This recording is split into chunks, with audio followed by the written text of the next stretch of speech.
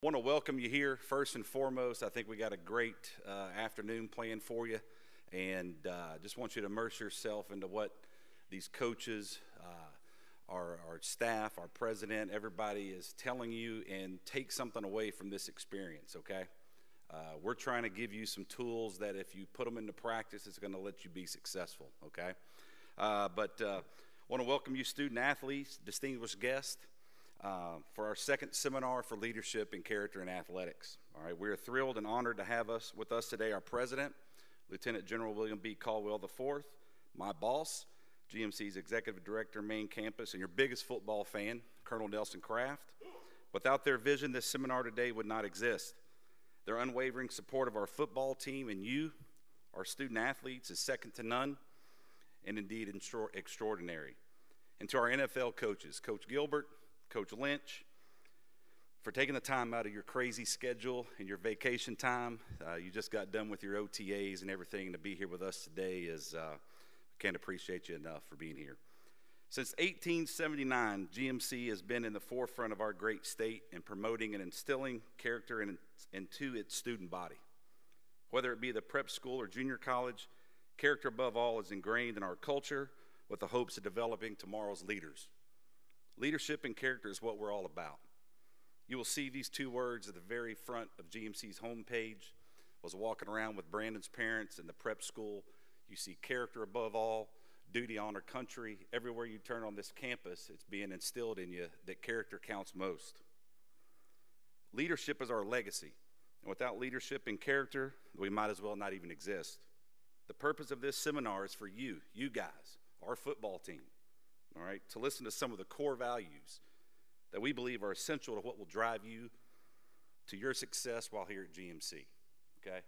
I don't know where you can go, have NFL coaches, a three-star general, a colonel, that are going to be able to provide wisdom for you, and it's also good to hear from somebody besides us. You know that Coach Dungy likes to talk, and I guess I do too, but, but hey, get to hear it from different angles, and it's all the same message, all right? So let's have your undivided attention, all right? And we're going to get this seminar going, all right? And kind of how we're going to do it, I'm going to go ahead and introduce Coach Gilbert. He's going to get everything started off for us, all right? I'm going to introduce him. Then I'm going to show you the Jacksonville Jaguars video. Then he'll come up, and he's going to kick off the seminar for us, okay? But Tony Gilbert, all right, he's Macon Georgia's own and former Georgia Bulldog great. While at Georgia, he earned all SEC second-team honors, was drafted by the Arizona Cardinals in the 6th round of the 2003 NFL Draft. He also played for the Jacksonville Jaguars from 2003 to 2007 and the Atlanta Falcons from 2008 and 2009. I like to claim that GMC got his start in coaching, all right, but he did have some experience at other places. But in 2011, went back to his alma mater, and he was an assistant strength and conditioning coach at Georgia. 2012, he was a graduate assistant at Auburn University. I think he would tell you that he spent a very quick 6 months at East Mississippi Community College, and then we were fortunate enough to get him here at GMC in 2013, where he coached our defensive backs and linebackers during our undefeated season and when we played for the national championship. In 2014, he was the defensive coordinator. He left here and went right up the road here to John Milledge Academy, all right? Then 2015 to 2017, he went to the University of North Carolina as their defensive quality control coach. And then in 2018, 2019, went to Central Florida in the same role, defensive quality control. Then he got his break as an assistant linebacker coach for Jacksonville Jaguars in the 2021 season. He'll be able to come up here and tell you kind of the experiences there that Jacksonville's had the last couple, 3 seasons. But obviously he made enough impression on the new coach, Doug Peterson, that he retained him. And then not only just made him an assistant coach, he made him to the inside linebackers coach. So he is a true position coach at that level, okay? Now, for the Jacksonville Jaguars video, a couple quick stats here. Then we're going to show you this video that actually their head coach used a couple weeks ago. After going to the playoffs in 2017, the Jaguars hit a rough patch. They were 5-11 in 2018, 6-10 in 2019, and then when I believe is 1-15 in 2020. They brought in a new coach, Urban Meyer. That experiment didn't work too well. He'll allude to that. They went 3-14. So obviously they needed a change in leadership.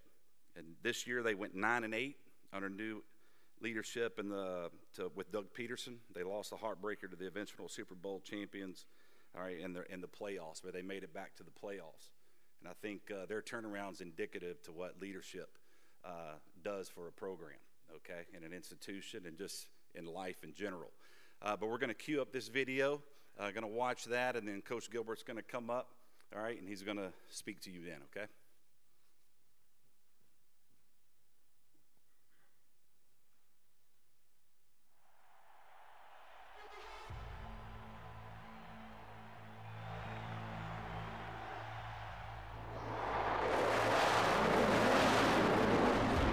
Everything's got to be about the future. It's got to be about tomorrow and planning for the next day, and then ultimately bringing all that into focus as we attack the season. Everything we do, men, from here on out this offseason is to win. Bottom line is to win games in this league, right? And put it in your head right now that we plan on playing in January and February. Talk about new culture, it's a new start. Doug Peterson, everything he's been preaching during training camp. You want to start fast so you build some confidence. We're about to start the 2022 regular season in the NFL. They did the unthinkable, the incomprehensible. One of the few teams in the AFC that I thought entering the season had no chance to make it. The turnaround has been absolutely crazy. They flipped this season maybe in Europe. So what were they, like 3-7, something like that? The AFC South title's on the line. It's the biggest regular season home game in franchise history.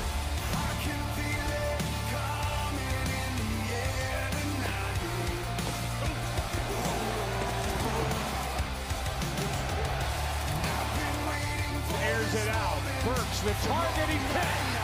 Intercepted by Campbell. Fires to the corner of the end zone. Caught for the touchdown. Christian Kirk. Dobbs is hit from behind. The ball's out. They're calling this a fumble at the moment. And the return by Allen for the touchdown. Touchdown for Josh Allen. The amount of work it's taken to get to this moment, to get this opportunity. We worked hard to get to this moment right now. Yo, let's embrace it, and we earned it. Yeah. We deserve everything good today. Intercepted. Has a man. Jones is open. He's got it. Touchdown. Touchdown. Timeouts. Lawrence to the end zone, and it's caught on the deflection. Jenkins has another one. Racing down the sideline. Rayshon Jenkins is going to win it. There he goes. ETN. Still in. Carson Campbell. Touchdown. And Edwards lost the football. Jacksonville has it. It's caught. Fire change up. They're going to be wide open. They do. Into the end zone. Caught. Touchdown. Herbert drives to the end zone. It is good. He got it into the end zone. It's a 30-28 game to win the game. Patterson's kick is up. The field goal is good. Good. Good. The Jaguars have won it. The Jaguars have won it.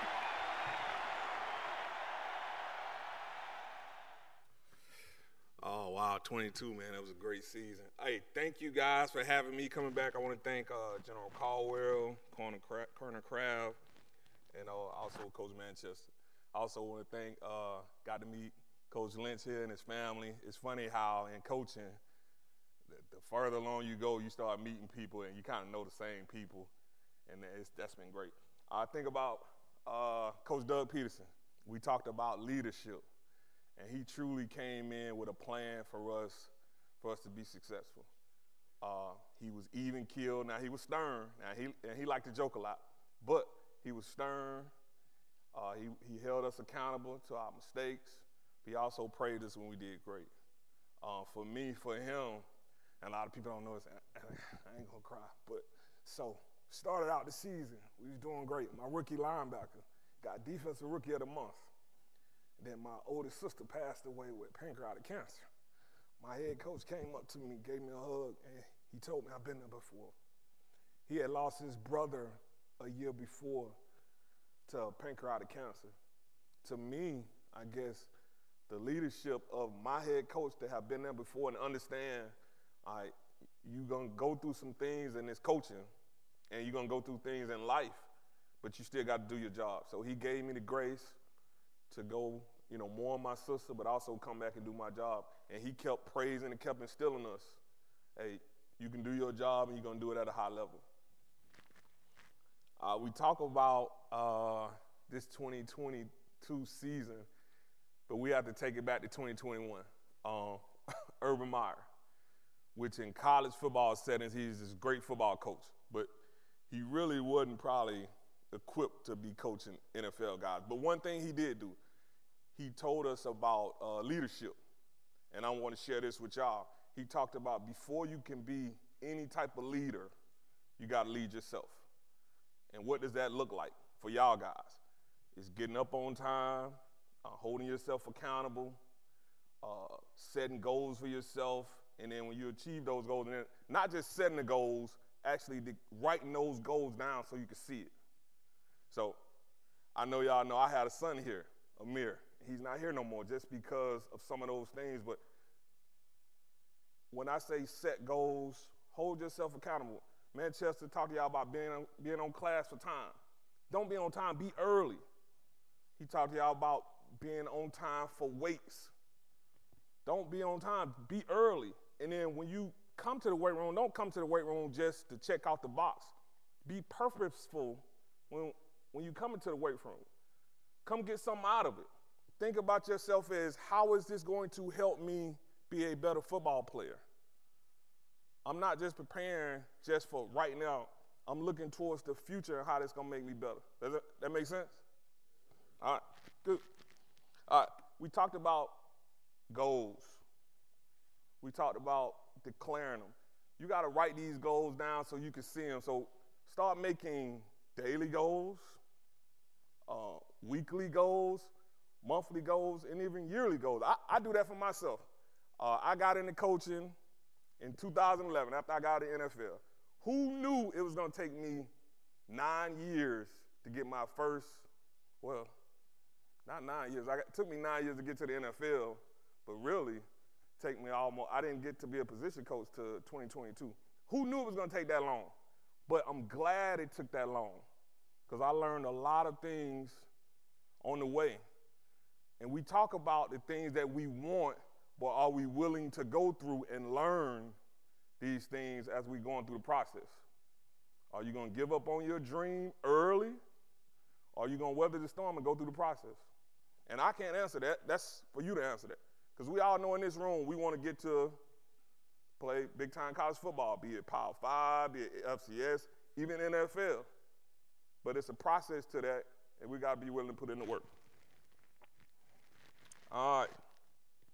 2022, our head coach would talk to us. We had 4 pillars going into the season. We talked about communication, being communication from player to coach, player to player, trust, building trust within your teammates and your coaching staff, building the right habits, that meaning doing the right things on and off the field. And we talk about what I think is most important for you guys, surrounding yourselves with the right people. It's easy to have guys, that's my homeboy. But if your homeboy is not helping you do the right things, if he's not helping you make the right decisions on the path to your own personal greatness, you got to separate yourself from your homeboy. And we have to do that as adults. We had to do it as coaches. So surround yourself with the right people. We all in this room, we earn the right to be in this room. All of you. You earn the right to be here at GMC. So right now, you earning the right to get to a 4-year institution. Are you willing to put in that work? Are you willing to put in the sacrifice to get there? I can't answer that question. That's the question you got to answer yourself. I just want you to I got a couple more things I want to share. Think about these things. Eliminate distractions.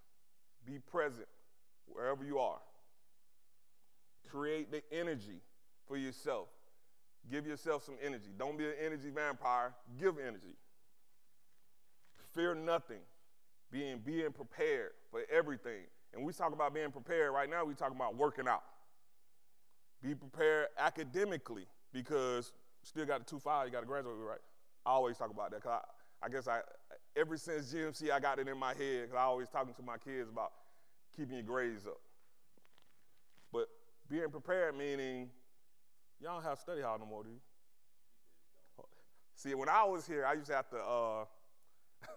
have to check study hall.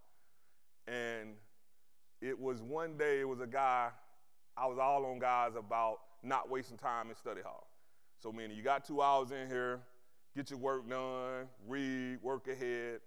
It was a guy, he told me, he said, man, Coach G, man, you know the guy say you do too much. And I was like, how do I do too much if all I'm doing is saying, hey, man, you in here, why don't you get something done? And then he said, you doing too much. I said, hold on, wait a minute. Don't you got to graduate to get out of here?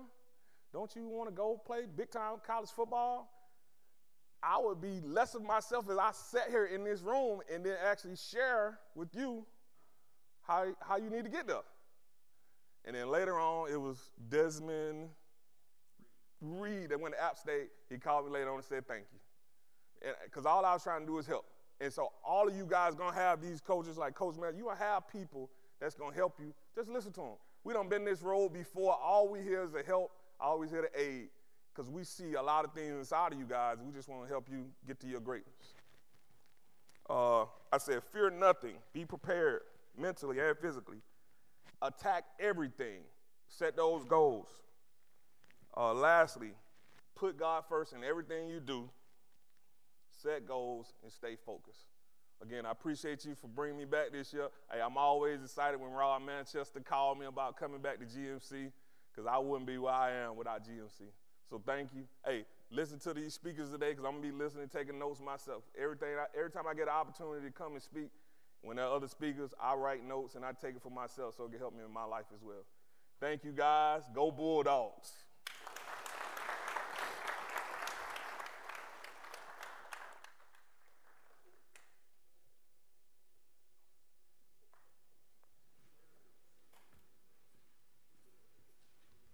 All right, thanks so much, Coach Gilbert. I think, his journey to where he is now is definitely indicative of what hard work can do. I think it parallels what you guys do now. It's a constant, just feels like it's going over and over again. It's workout, it's studying, it's go to class. It gets monotonous. All right, it's kind of the same thing in the coaching profession. You're coaching at the same level. You never know when you're going to get your break, all right, but you're always putting the work in. And Coach Gilbert is a prime example of just staying the course, going and working with different organizations and universities. Defensive quality controls, when he was doing it, was basically like an unpaid GA almost, doing it volunteer, just staying in the business. And obviously he made an impact there at Jacksonville. The new head coach hired him. So, prime example of what hard work can do for you, okay? It is now my great pleasure, okay, to introduce our president to you, all right? General Caldwell. The leadership that he provides here at this institution is second to none. And it's all about being a service to people and an institution that sees people be productive with their lives and move on to bigger and better things. That's why leadership and character and everything is so important. He's in charge of K through 12. So we got little kindergartners, everybody that is here at this institution, all right, all we're wanting to do is make them better citizens, be productive when they leave here. And without his vision, a lot of this stuff wouldn't exist. And he's one of your biggest fans as well. He believes in what we do. He believes in the discipline and the character we try to teach you all. And he'll be out there on Saturdays cheering for you. And it's my pleasure to introduce Georgia Military College's president, General Caldwell.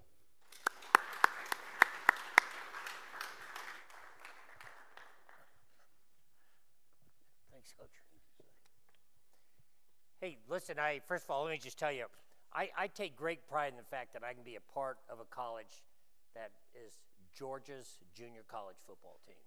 And that's you all you men out here in the audience today. I mean, you all are what makes this college really special. And the fact that when Coach said, hey, would you come down and talk for a minute? And I said, I'd absolutely love to, because I get to listen to Coach Gilbert, and I get to listen to Coach Lynch, just like you all. Because even at my age, and I'm not that old, but I'm a little older than you, you know, I continue to learn all the time. And just listen to Coach Gilbert get up here and talk. You know, as he said, he never gave up. He had a goal, he had an aspiration. The one thing I can absolutely guarantee you is in life, you're going to go through a lot of dark, deep holes. Some of you have been through them already, but you're going to have a lot more ahead of you in your life. And the thing that will define you as a person is, how do you handle those? Do you give up? Do you quit? Do you blame it on everybody else? Or do you ruck it up? Do you tough it up? And you say, you know what? I've got a goal. I know I want to go, and I'm going to get there. And I don't care how many obstacles and how many challenges and how many things I got to work my way through. You may be a person like me, go through a failed marriage, watch things just disintegrate in front of you, right in the middle of a career where you think you're doing great things, and then have to start all over again. You get to define what your life is like. So when I had the opportunity to talk about leadership, the Army, I spent 37 years in the Army. They think it's so important. They have this whole book. It's on leadership. And in it, they've got a great definition about leadership. They say, you know, what leading people is about, it's about providing them a purpose, a direction, and a motivation. And if you think about it, that's what these coaches do. That's what Coach Gilbert does and Coach Lynch does every day. They provide a purpose, a direction, and they motivate. That's what makes a coach so great, is the ones who can do that real well. So one thing I just wanted to share with you is, in my Army career, every time a new officer would come into an organization that I might have been running, one of the things I'd always do is I'd sit down and say, hey, tell me about yourself. I want, you know, these are young 21, 22-year-old guys that are coming in, and I'm saying, tell me about yourself. And all I really wanted to know was, what sports did they play in high school? And if they didn't play a sport in high school, I just cringed, because I said, they're going to be weak, they're not going to have the intestinal fortitude, they're not going to know how to build a team, they're not going to be motivated. I'm going to have my work cut out for me with this young man. But if they said to me, yeah, I played a sport. Now, if it was an individual sport, that didn't count. But if they played football, soccer, if they played something that required a team to come together, I knew that I had a great possibility of an incredible officer there in my organization. You all, every day, whether you know it or not, the best thing that we can do to prepare you for life and to make you successful in whatever business or kind of work you want to go into after you finish playing football one day is right here, being a football player. It's the best thing you can do. I told my kids growing up, I said, I want you in team sports in high school, because that will best prepare you for life. The academics is important. Yep, you're going to learn a lot through academics. I don't ever want to put it down, but it's the team sport that's going to make you who you are. Because the first thing that you have to do is be a team member. Nobody in this room can go out and win a football game by themselves. You all know that it takes the whole team coming together. The offense has to do their part. The defense has to do theirs. The line on the offense has to do their part. The backs, the quarterback. I mean, it's a synchronized, it is a fine-tuned machine that's going to put that ball down the field. And it takes everybody executing and doing their absolute very best every time. You all right now can tell me of plenty of times you came back into the huddle and you looked at one of your teammates and you said, you slacked your ass off. Come on, give it a little more next time. Give a little more effort.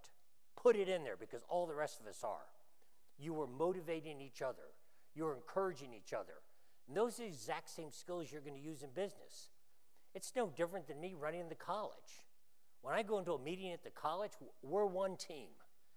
You know, if you talk to anybody that I have the opportunity to work with every day, they'll tell you, I always talk about us being a team. We're a team. It's not about Bill Caldwell. It's not about just GMC. It's about the team that moves GMC along, teamwork. That's the first thing you're learning right now. That's awesome. And you've got to be really proud and incredibly excited about that. But you may not fully realize it right now.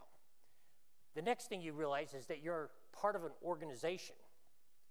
And when you're part of an organization that's coming together, you're going to have goals and objectives. You're all going to sit and collectively talk about what you want to do.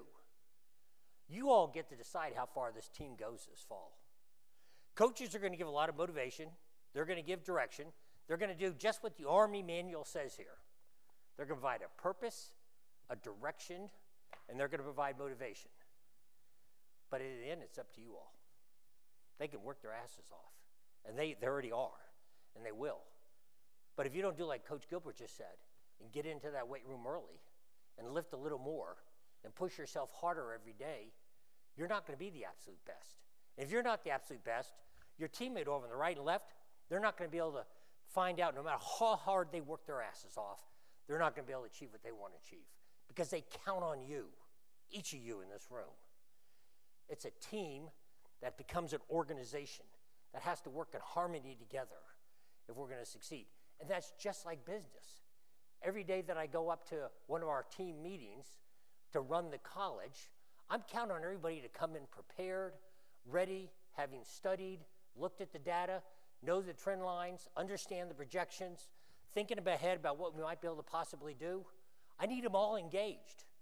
I'll be the first to sit there in a meeting and call somebody out and say, well, what are you doing with your part? Well, what do you want me to do, sir? If you don't know what you need, I don't really need you then, because you're part of this team. You're part of this organization. And if you're not ready to help make a difference, then we don't need you. If you're not going to give me 110%. Last night when I left the office at about 5:45, Colonel Kraft's still down in his office chugging away. Coach is still down there in his office chugging away. I mean, I felt a little guilty leaving early. I thought, gosh, it is 5 o'clock. Isn't that quitting time? Isn't that when you go home? No, because Kraft wants to have the absolute best campus he possibly can. And Coach is determined to ensure you will have the greatest opportunity you can to go as far as you want to this season, because he wants you to be the best you can be. But he knows he's got to make you collectively that way if he's going to pull that off. The next thing you got to do is communicate. So I'm sitting here looking at this young officer, and my first thought is, okay, he understands how to be on a team. He understands the importance of an organization. But my question now is, can he communicate? Can we talk? Or is he one of these that is a hot-headed, loses his cool all the time, doesn't listen? You know, they say very often, God gave you 2 ears to listen and 1 mouth to talk. There's a reason for that. Is he going to listen? And is he going to share ideas back? Is he going to communicate? Are you listening to your coaches? Are you hearing what they say? Every one of them has got incredible experience and knowledge. They've been down that deep, dark hole. They've been down that pit. They've been kicked on the ground. Not one of them was sitting there today because they've ridden this high wave all to where they are. They've been through some tough times. Coach Gilbert just said it. Never gave up looking to be a position coach. So the communications becomes very, very important as you go out there. And then the last thing I'd just leave you with is what I refer to as the S. And, you know, Coach Gilbert couldn't have said it any better. It's about self-discipline. If you don't take control of yourself, if you don't manage your time, if you don't push yourself a little extra all the time, yeah, you'll be good, but you'll never be great. If you want to be great, you're going to have to push hard. I didn't get to become a 3-star general because I just cruised along in the Army. Listen, I had some really tough times. There's questions I was even sure whether I was going to stay in the Army. But I knew that I loved being with soldiers. I wanted to be part of a team, part of an organization that communicates with each other, and that each of us exhibits self-discipline. We're all going to push ourselves as hard as we can ourselves. You get to make that decision. Nobody else does. It's pretty awesome what you can do. But every one of those skills, you get to take and put into the business world. If one of you came to me and said, hey, I'd love to come work at the college in this area or that area, and you're a former football player who did well on the field, and I call one of your coaches and they go, oh, kid's disciplined, he's on time, he cares, he commits himself 110%. He just didn't have that physical makeup to carry him all the way. But this kid is the best. I'll hire you. I can teach you the intellectual property. I can't teach you motivation. I can't teach you self-discipline. I can't teach you to be responsible. I can't teach you to come prepared and be there on time early. Those are hard things to teach, but I can teach you how to physically do a job. You all right now are in the best position to prepare you for life. You may not fully realize it, but you are. And so I just get real excited that we have a junior college football team. And I get even more excited that Coach shares with me, and most of you all from the state of Georgia too, so that we're doing something to help uplift people here in the state of Georgia. You know, one of my favorite stories that I heard in my Army career is about the Lakota Indians. I'm going to end it with this. The Lakota Indians, they're from the Dakotas, North Dakota, South Dakota. Pretty tough weather. I don't know how many of you, has anybody ever been to Dakota, North Dakota, South Dakota? No, because there's only like 10 people that live up there. All right. So anyway, I lived in Kansas a couple times in my Army career. So I took the family through the Dakotas and saw it. But the Lakota Indians had this group of elite warriors. They were called the Red Sash Warriors. There's a real Indian name for it, but the translation is the Red Sash Warriors. And every young man wanted to be a Red Sash warrior. They were the elite of the entire tribe. But to become one, you had to go through this grueling series of tests. You had to join the GMC junior college football team and make it through the whole season. It was that kind of thing, and your coaches were going to push you and demand a lot. So everybody would go through this, and at the very end, if you made it through all that grueling part, there was a 2-day final trial. And that 2 days, they gave you a knife. They put you at the base of one of these incredible mountains you'll see in the Dakotas that exist. You know, think of Mount Rushmore and all that. I mean, just enormous mountains out there. One of these amazing mountains.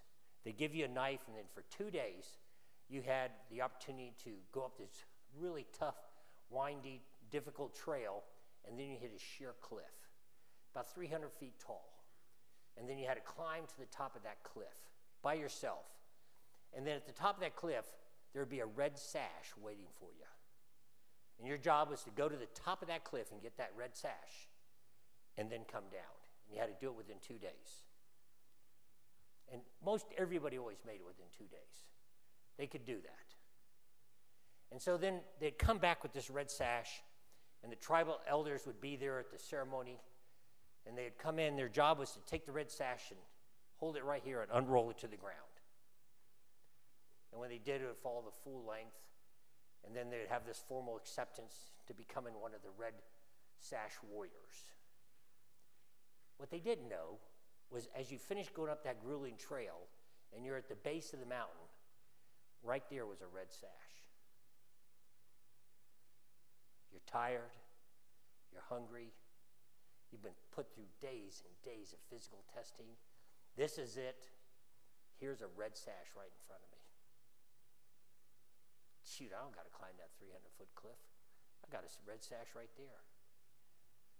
Some of those young men would grab that red sash and come on back down. They all came to the ceremony. And at that ceremony, they unrolled their red sashes. And what they didn't know was the ones who made the decision not to give it that extra effort and took the red sash at the end of the trail instead of going up that cliff were 3 feet shorter than the others. And so as they unrolled them, the ones who didn't have the intestinal fortitude to do what they were told and found the easy route out, found the sash that only came down about here. All the others hit the ground. So the ones that hit the ground became a Red Sash warrior. And as the book called The Lakota Indians that I've read talks about, 2 or 3 every year would make it to become a Red Sash. And many, many would make it to the end but not get accepted in because they didn't climb to the top of the cliff.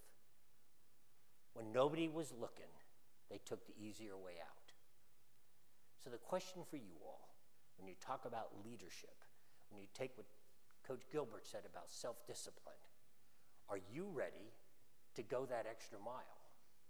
When nobody's looking, when there's no coach around, when there's nobody on your left or right, are you going to push yourself that extra mile? Are you going to push yourself just that little extra harder? Because that defines who's a true leader. Leadership is about providing people a purpose, a direction, and then motivating them. That's true. But leadership really is about you. Coach Gilbert had it right. Do you have the intestinal fortitude to make the tougher, harder, more challenging decision that's going to be grueling and difficult when nobody's looking? And if you do, then you are a leader. Okay, Coach, thanks. Appreciate it.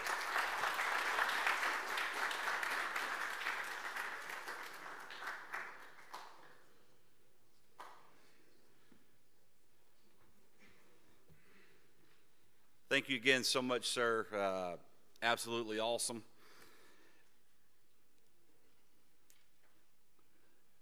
Now, for your biggest fan and number one supporter, I can promise you this, okay? It's Colonel Nelson Kraft, all right? Get a little choked up, all right? But I've been here 20 years, and, we went through a lot last 3 or 4 years with COVID and then other things. And, personally, for this man to give us the opportunity to come in here each and every day, it's fun coming into work. It's fun coming in to be able to be with you guys and get you to where you want to be, all right? And to be able to come in and work for this man, my boss, but he's also a friend. And, he's a friend of GMC football. Loves it more than anything, maybe except for the Saints and Notre Dame, okay? But it is my honor to be able to bring up here to the stage now Colonel Nelson Kraft.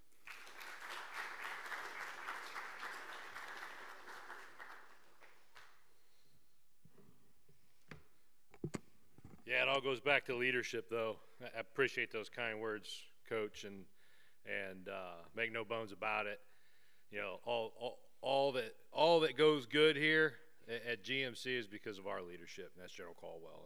And you saw the passion. The man loves the school. He loves each one of you and wants nothing but the best for this place. So it's easy. It's easy to grow. It's easy to push, and when you're having fun being on this team. So, well, I got the mic. I do want to thank Coach Gilbert and Lynch again, just for being here. You two really, giving back like this is the example for everyone to follow. And that's what it all comes down to. Having 2 NFL coaches here today is huge, and we thank you. I told y'all, I talked to you, last week or 2 weeks ago, something like that, and we talked about discipline. We talked about violence, right? That's right. And then I told you I was going to talk you out with character. And I tell you, I took a lot of my notes off after Coach Gilbert and General Caldwell got done talking because they talked about most of it. But I'm going to hit the things that they didn't, okay? Again, topic here is character. And I know you returners, you see it all over campus. You new players this year, you see it all over the place, right? Character above all.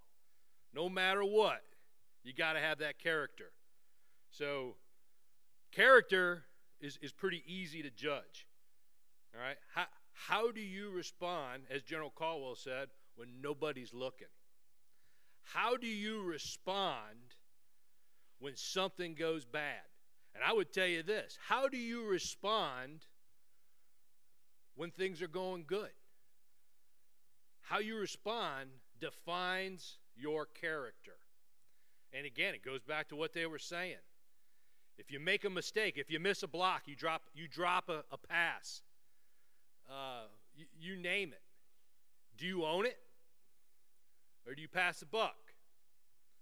A person of low character passes the buck and doesn't own it. A person of high character, strong character, they own it. And we could go really deep on that. When things go bad, there's a lot of bad actions you can take, but it's about taking the high road. And instead of talking about what good character looks like and bad character looks like, I thought I'd get up here today and just talk about how you shape your character. Taking it away. Like how do I walk out of here today and become a person of higher character? better character. And I got 3 things to tell you. First, live your life by a set of values. And if you just, and I'll tell you, there's nothing wrong with getting on your phone, not right now, but getting on your phone, Googling, get on your computer. You know, what are the different values out there? All right, today we are filling you full of the values. If you don't pick up on the themes, you know, each coach is going to get up here and they're going to talk about the value that they think you need to possess as a member of this team. Figure out what values you are going to live your life by. 3 simple ones that are all over this campus is duty, honor, and country. Duty. When you become a member of this team, you are duty-bound to do what you're supposed to do. That's everything from getting up in the morning and making your bed, to going to class, to going to practice, doing all the things you're supposed to do. Duty-bound. Honor. I will not lie, cheat, or steal, or tolerate those that do. Very simple. Country. The freest, greatest country on planet Earth. The United States of America. The only one where there's caravans of people just trying to get in, trying to become a member of the United States team. I share that with you, 3 values that you could live your life by. And like I said, the coaches are going to cover a few more today that you could put in, replace with, whatever. But live your life by a set of values. Living your life by a set of priorities. Now, I'm going to share with you my life priorities. My number 1 priority in life is God. Everything I do, I try to tie back to God. That is my number 1 priority. If God would look down on me and say, yes, that is my son, that is exactly how I want them to be, I know I'm doing it right. My next priority is my family. You know, am I doing what I need to do for my family? Is my mom going to look at me and say, is he doing it right? Is my wife going to be proud? Am I being an example for my kids? So God, family. My 3rd priority is country. I love this country so much. And I'll just stop there. And then my 4th priority, so God, family, country, and for the longest time, and I guess it's the same now, it's my profession. All right? And I'll just be honest, those priorities that I have, it's easy to intertwine and they overlap with each other. But I guess my big point, though, is figure out what the values you're going to live your life by, and then set priorities for yourself. And then the last thing you can do to build that character of yours, to make it very strong, very good, is to do things that reinforce those values and priorities. Have a routine. If you have a routine that backs those priorities and values up, you can't go wrong. Now, I'm not going to give you my routine every day, but I can tell you this, and I was just telling Coach Lynch, I start every day by reading a chapter of the Bible. Again, and nobody told me to do it. It's just what I do because I know it's going to get me on the right track for the day. And I end every day, when I leave Georgia Military College to go home, I call my mother. So, you know, and I can do a lot of things in between those two, but I share those bookends with you because it really works for me in trying. And oh, by the way, I should have let off with this. I am far from the perfect model of character. Far from it. But I try every day to do that. So I'm just sharing what I do, sharing it with you to get up to that to get the character that you want and your teammates deserve. Last thing I'm going to end with, it's been on my heart. My last year got a great sermon on character, and the preacher talked about the Good Samaritan. And then just last Sunday, my pastor talked about the Good Samaritan. And then wouldn't you know it, this morning, when I'm reading the Bible, I read a chapter on the Good Samaritan. Okay, real quick, and Chaplain Luke, don't bust me out. I'm sure I'm going to mess it up. I didn't memorize it, but you know, Jesus had been on earth. He had healed so many. He had taught so many. And he was days out from being crucified. And somebody asked him, what do I have to do to get to heaven? And Jesus said, you got to love your God with all your heart, all your might, and all your strength. And you got to love your neighbor as yourself. And he goes, and then the guy asked, well, who's my neighbor?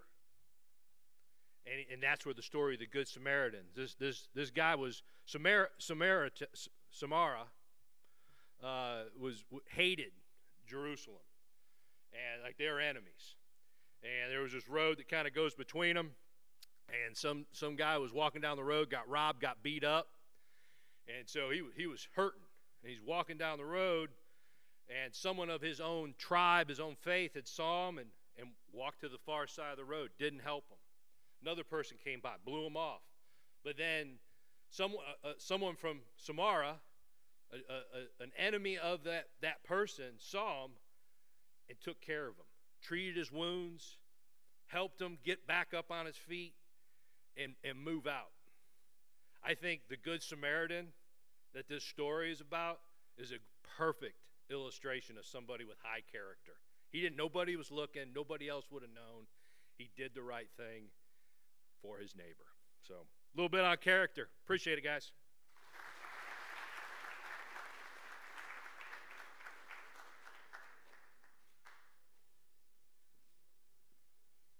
All right, appreciate your attentiveness so far. What I want you to do in your place, stand up, shake it out real quick, and get back and have a seat real quick. Shake it out real quick. See if we're paying attention. Give me some juice. You're not paying attention. Give me some juice. All right.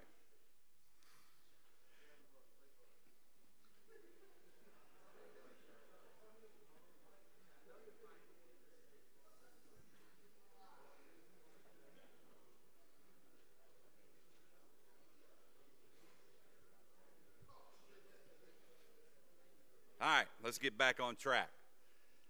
All right, so now you're going to hear from some of your coaches. I know that you hear from us all the time, but we've picked out things and traits that we feel like are essential to your success while you're here, okay?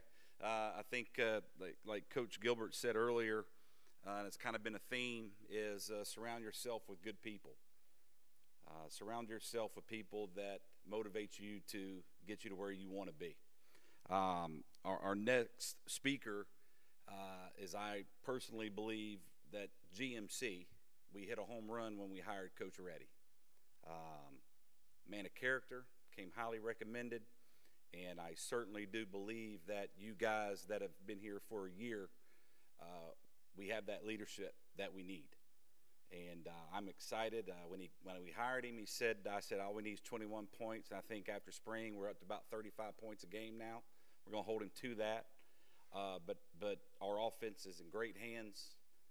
Not just the offense, but you guys, offense, defense, our football team.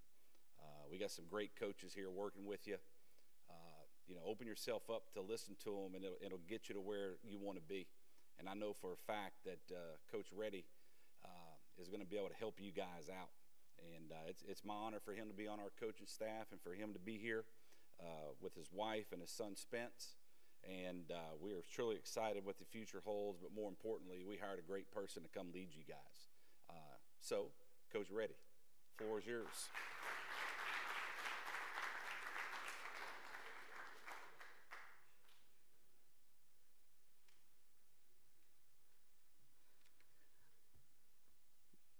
I heard y'all laugh.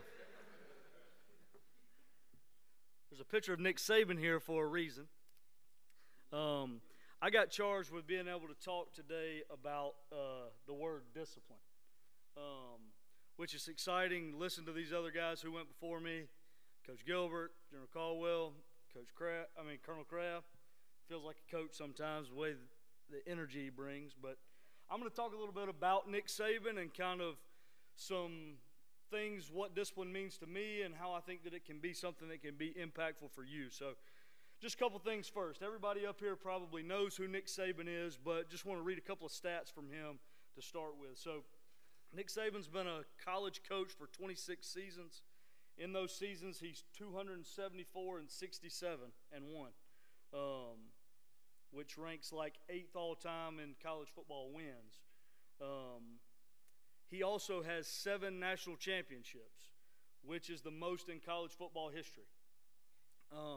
And I tell you those things not because I'm necessarily a Nick Saban fan or anything like that, but as a college football coach and as a coach and a leader of men, this guy is the picture of consistency, which is, I think, a word that ties really closely in with discipline.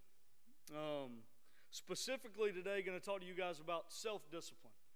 General Caldwell said that a few times. I know I wrote this down that Coach Gilbert said that before you can lead others, you have to lead yourself. And that's a lot of what we're talking about when I'm going to talk to you guys about discipline today.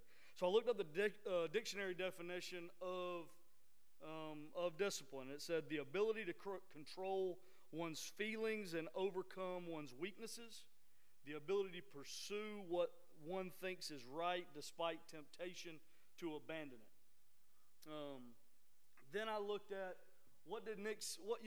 a guy who is a picture of this in leading himself and others. He said this. He said, discipline is really, at the end of the day, about what you're willing to accept. It's not about what you say or even necessarily what you do, but it's what you're willing to accept from yourself and also from your teammates or your team members.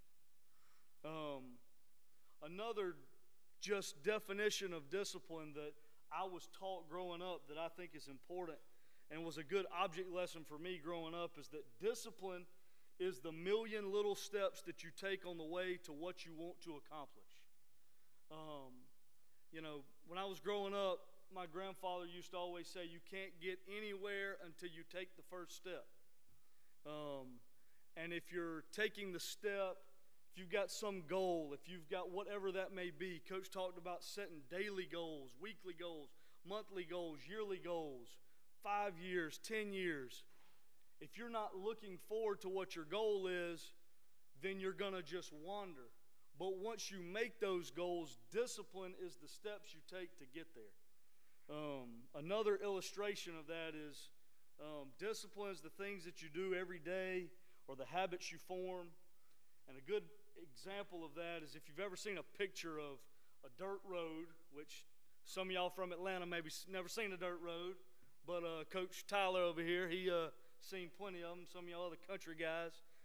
But sometimes you see these dirt roads and they're these, especially after it rains, you see these ruts in the road where people have been driving, right? You see that there's obviously people have been driving in the same spot. And that picture is kind of what discipline is in our life. When we do things and form habits and do the things that we're supposed to do and we do them over and over, it forms grooves or ruts in our lives so that when hard things come, because they will. Coach talked about, deep, dark holes. General Caldwell talking about the hard times in your life. They're going to come.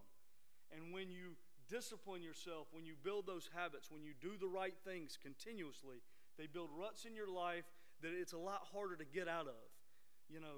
I used to, growing up in Burke County, Georgia, driving around on dirt roads, you get in those ruts, and it's hard to get out of them, okay? And that's a good thing when we're talking about discipline. And that's really kind of 3 things I'm going to talk about is what discipline does and why it's important. So discipline allows you to stay focused on your goals. Discipline enables you to stay in control of yourself and your reactions to any situation. And another picture is that discipline is like a muscle, right? The more you use it, the stronger it becomes. So just kind of camp out on those 3 things quickly.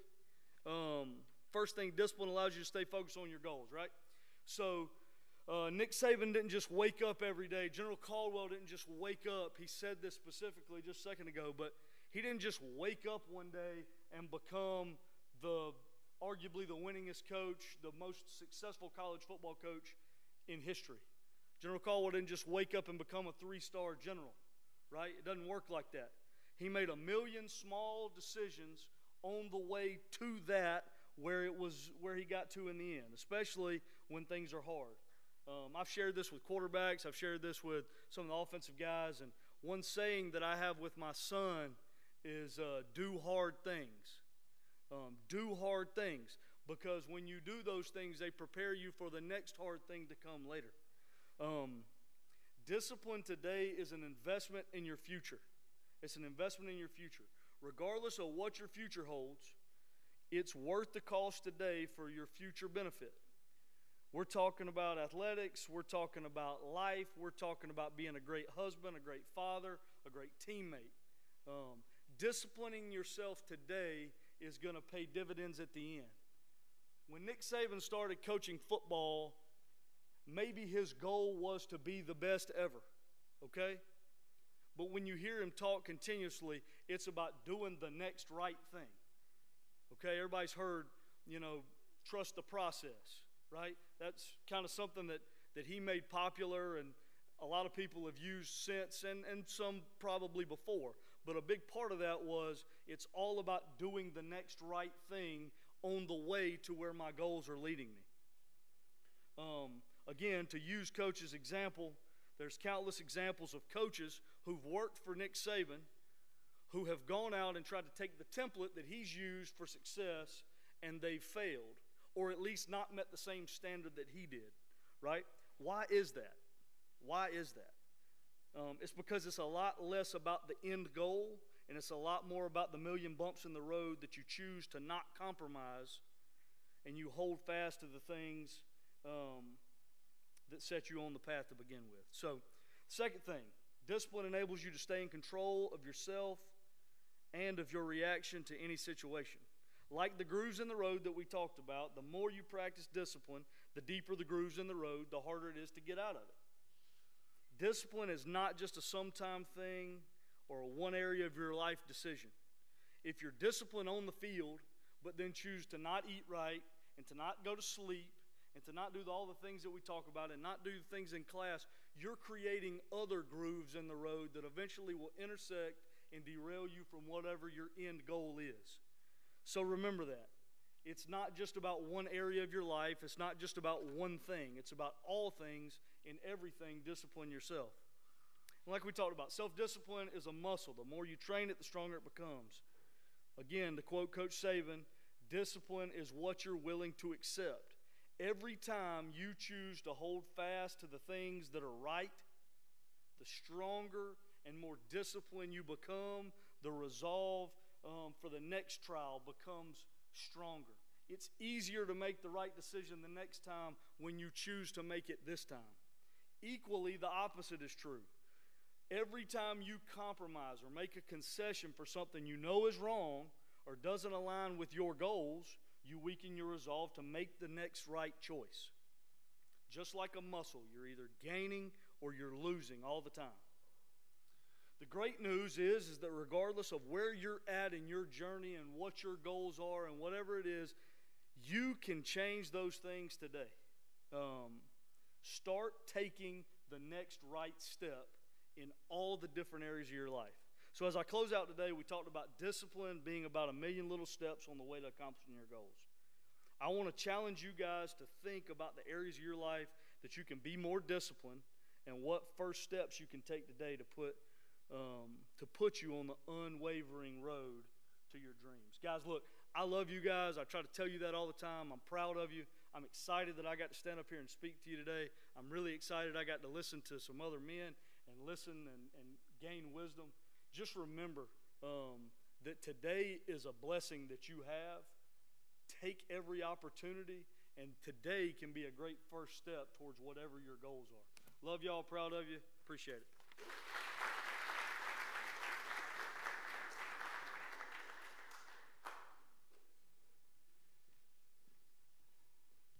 All right. Awesome. Thanks, Coach. All right, the next gentleman. I know he does not like getting up in front of you, man, I think maybe, something, he says a lot about somebody when they've gotten a couple opportunities to better themselves in this profession. Brought him in from high school, I think 4 years ago. He's been able to better himself and get some other positions. Went to Tuskegee University. Coaching staff got let go. He didn't get retained. I brought him back. Last summer, right about after this time of year with the seminar, got the opportunity of a lifetime, got to go be a defensive analyst at Coastal Carolina, one of the hottest programs in the country. Then their coach left, went to Liberty. He was out in the cold, brought him back. Man, can't get better than Coach Tyler. Salt of the earth, one of the best humans I know. And I love him. And I'm soft, I know. But Coach Tyler, he is next, all right?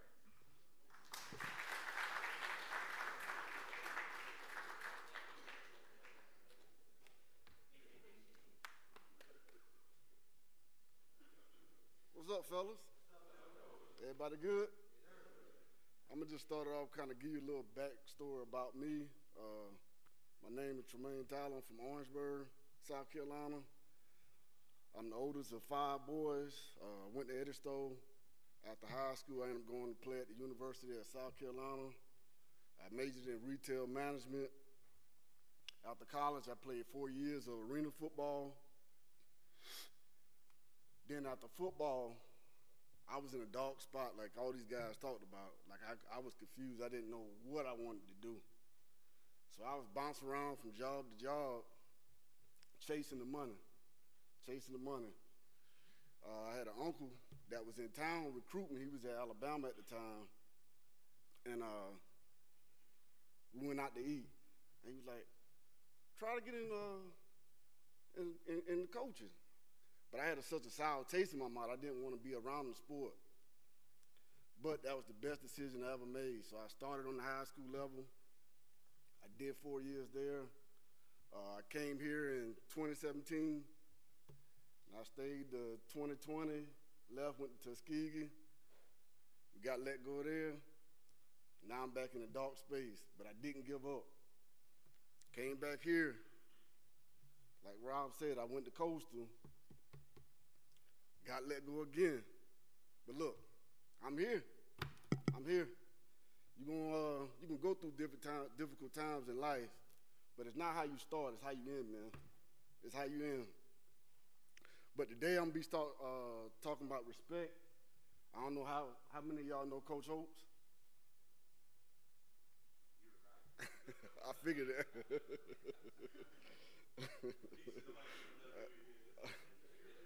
But I'm gonna start it off with the definition. Anybody can tell me what respect means? Barnes, what respect mean to you? What you think the definition is? What about you, Butter? Same thing? Okay, the definition of it is a feeling of admiration for someone or something. I'm gonna say it again because that's real deep. A feeling of admiration for someone or something. Okay, the reason I chose to talk about Coach Holtz today is because he gave me an opportunity, and I will forever be grateful for that. As a freshman, you know, most freshmen come in, you're going to red shirt. So I'm thinking I'm a red shirt. So I practiced my ass off every day. So I went from red shirting in week 3, from going from the scout team on Wednesday to starting on Saturday.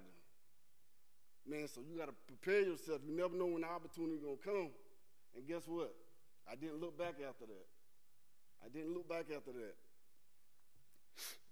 So a little bit about Coach Holtz. He's one of the most respected coaches in college football history. In 2008, Coach Holtz got inducted into the College Football Hall of Fame. Coach Holtz built his program on respect, man. He demanded it daily. But first thing he taught us, you got to respect yourself, because if you don't respect yourself, you damn sure won't respect nobody else. He taught us to treat everyone with the same level of respect, from the custodian to the President of the United States. You all want to treat them all the same. Respect isn't given, you have to earn it. And you earn respect by doing the little things the right way all the time, even when no one's looking. It's so cliche, everybody keeps saying the same thing. But you got to do the little things right all the time, even when nobody's looking. Be a creature of habit. And as a man, respect is my number one principle I live by, man.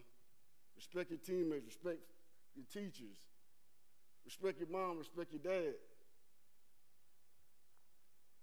Because I feel like respect will take you places, man, money can't.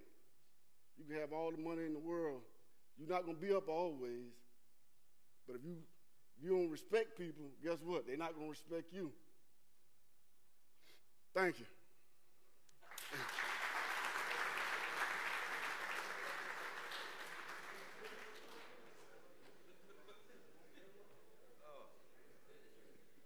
Man, a few words, but a great message. Great message. A little thing about Coach Tyler that you probably don't know. We used to go out and recruit in South Carolina a lot. They got who's from South Carolina? Derek. I think you may have played in. Who else? Raise your hand. You're from Ware County. Anyway, they have a Shrine Bowl there. All right, big thing against the state of North Carolina versus South Carolina. Everywhere we went recruiting, they remembered Tremaine Tyler. That's how good of a high school football player he was. Obviously, times have changed, but Coach Holtz leading Notre Dame the way he did, and then also what he did at South Carolina. At the time, very few freshmen would start in the SEC at corner. But you got a gentleman back there that's coaching you that's one of the few. It's not easy. This SEC, as you know, is tough. And he did that, and, man, we're extremely blessed that he's here with us. All right, next one up is Coach Bracken Smith, our offensive line coach. Was able to bring him in a year ago, and once again, surround yourself with people that have the same vision as you. And I tell you what, he has done wonders for Georgia Military College football program. Came in a time of need, especially at a position that needed some help. And he came in here and took the reins, and it's been a blessing for him to be here with us. Respect him tremendously, and each and every day he's imparting words of wisdom to you all, leading you in the weight room. We're getting bigger, faster, stronger, and so it's a pleasure and an honor to bring Coach Bracken Smith up here to you guys to talk about accountability.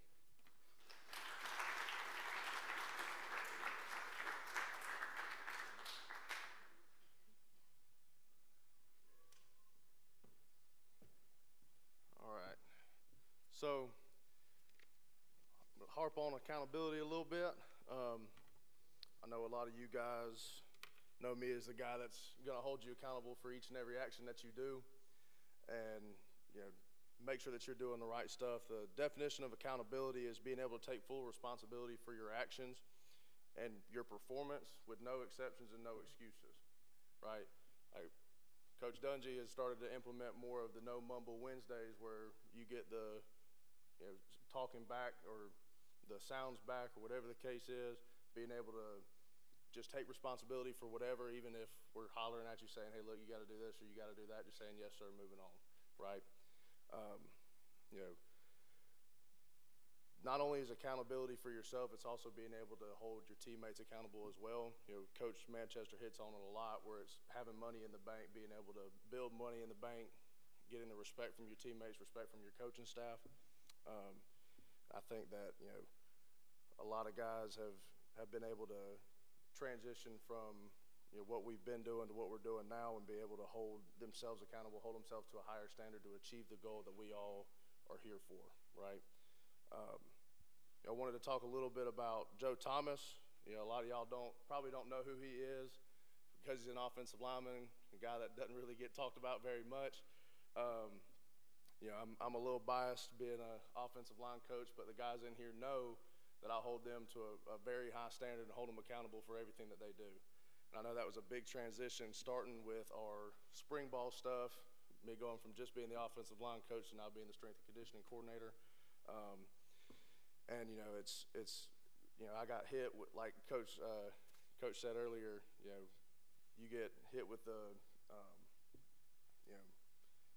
you're doing too much, or you're not, or you're going above what we're expecting. And, all the coaches, especially here in this room, are expecting you guys to do those great things. And we might be doing too much, but we expect y'all to exceed in every aspect of life.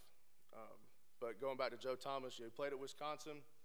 He received 2 first-team All-Big Ten honors, was a unanimous All-American in 2006, drafted 3rd overall in the 2007 draft, played 11 seasons for the Browns, and played 10,363 consecutive snaps over 167 games, and never missed a start until week 7 of his 11th year. He was a 3-time Walter Payton Man of the Year award winner, and he's in his first year of eligibility to get inducted in the Pro Hall of Fame, and we'll figure out if he makes it in August. But I wanted to read a little excerpt from one of his articles that he talks about accountability, talking about a weekend situation with Josh Gordon and Johnny Manziel, 2 big names in the NFL. Says, I think that you'd expect a middle school football player to show up on time.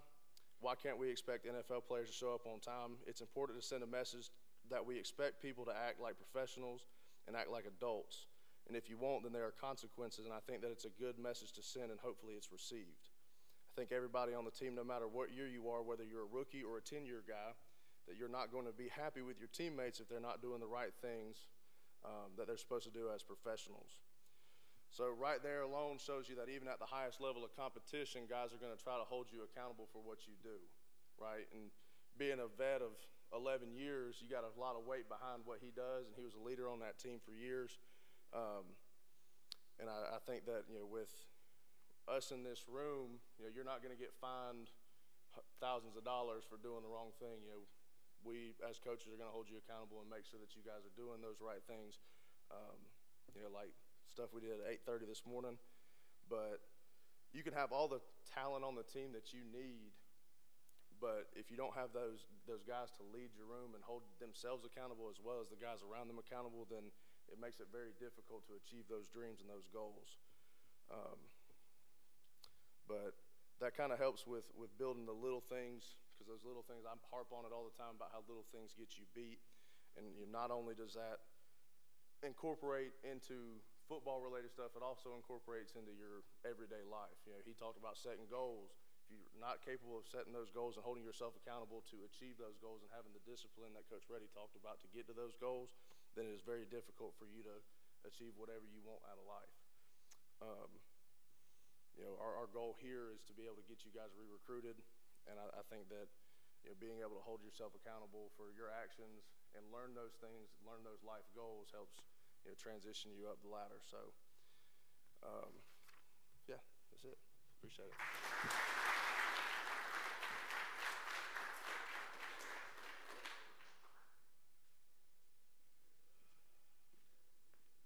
All right, thanks so much, Coach. Has anybody got a stopwatch next for Coach Dungy? Got it, Coach Reddy? All right, just playing. I tell you what, this next individual has been a great addition to our staff last year. Talk about going through dark places and ups and downs and valleys. He went through it last year, but we believed in him, and I think he came out as a better coach and a better man for it. An individual that has an extreme amount of passion for you guys and for what he does, and we're extremely lucky to have him. And so, Coach Dungy.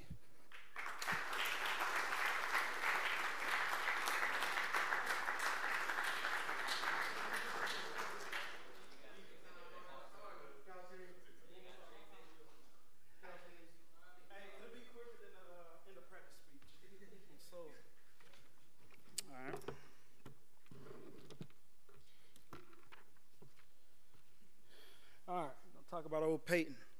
All right, so he was the #1 overall draft pick in the 1998 NFL draft by the Indianapolis Colts.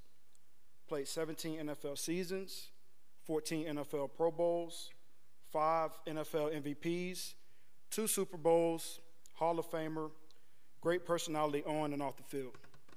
So we're going to talk about integrity. Integrity is the quality of being honest and having strong moral principles.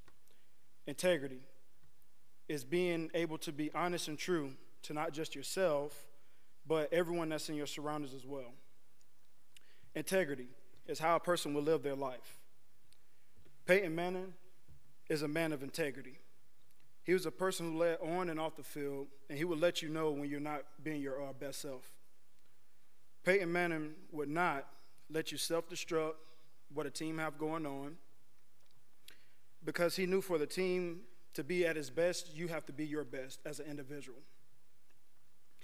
In life, we face many choices every day once we wake up. Integrity is about doing what's right versus wrong. So one thing that I saw in the weight room Tuesday, so holding yourself accountable, having character, and just being honest to yourself. So we have a allotted time, 1 hour and 5 minutes to left. We got out at 10 or 11, right at 11 or something. Then we had 2 individuals after the break that decided that, okay, I want to be a better individual. I want to be a better individual. So to do that, they decided, without a coach telling them, I'm going to go re-rack the weight and try to finish my workout in the 15 to 25 minutes that I have left. And that was very heartwarming, because I haven't seen that too many times. They're holding themselves to a higher standard. They have integrity. They're being true to themselves. They know they didn't finish their workout. We didn't say, hey, if you want to go finish your workout, go finish your workout. We went, took our little 15-minute sit-down break as coaches, and they went and did it on their own, and then racked the weight back before the next group got in.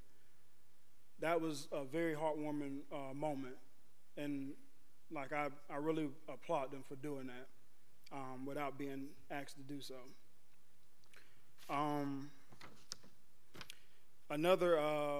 Never mind. Thank you.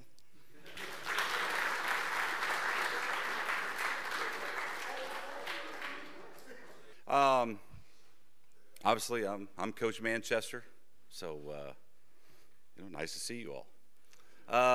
I'm talking about Byron Young and perseverance, but to kind of kick off this section, I'm going to show you about a 4-minute video. His story is well documented. It could actually be a movie, and we'll go over more of that here in just a little bit. But this is a neat video that I think University of Tennessee's people put out, and it was on ESPN, I believe, and stuff like that. So we're going to start out with this video right here.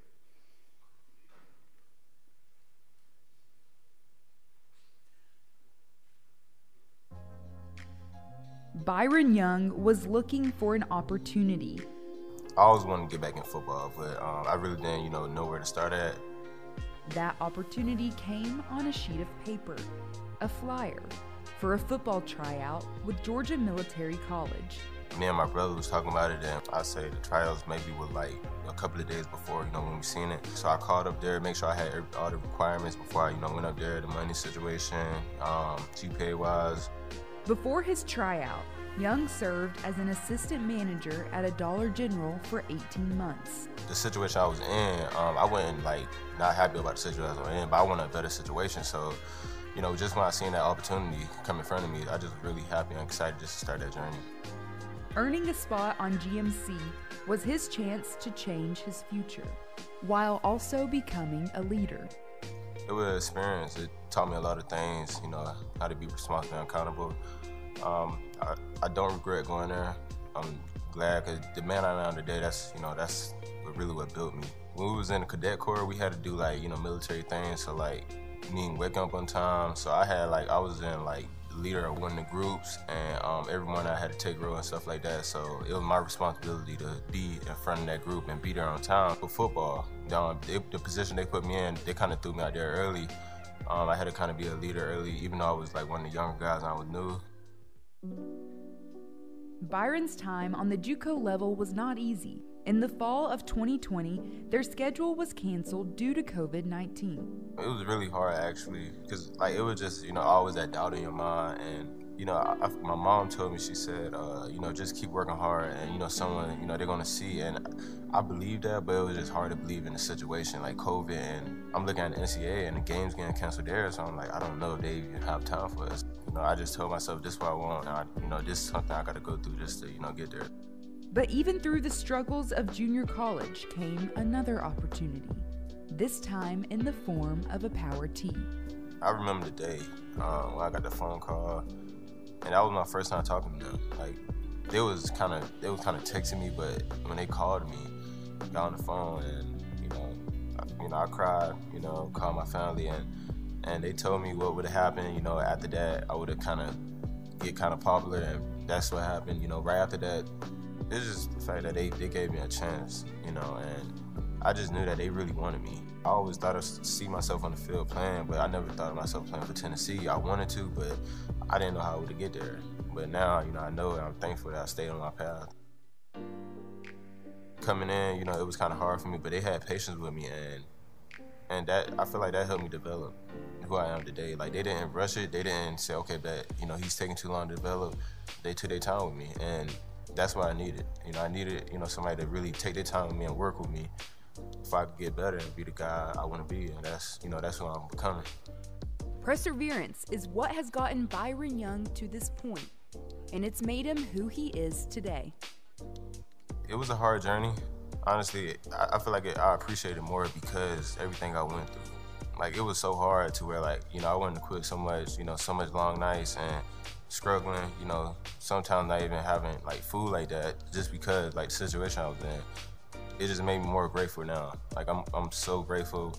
I don't complain about nothing.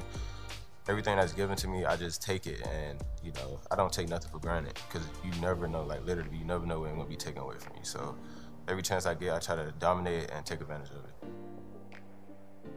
For the Josh Heupel Show, I'm Casey Funderburg.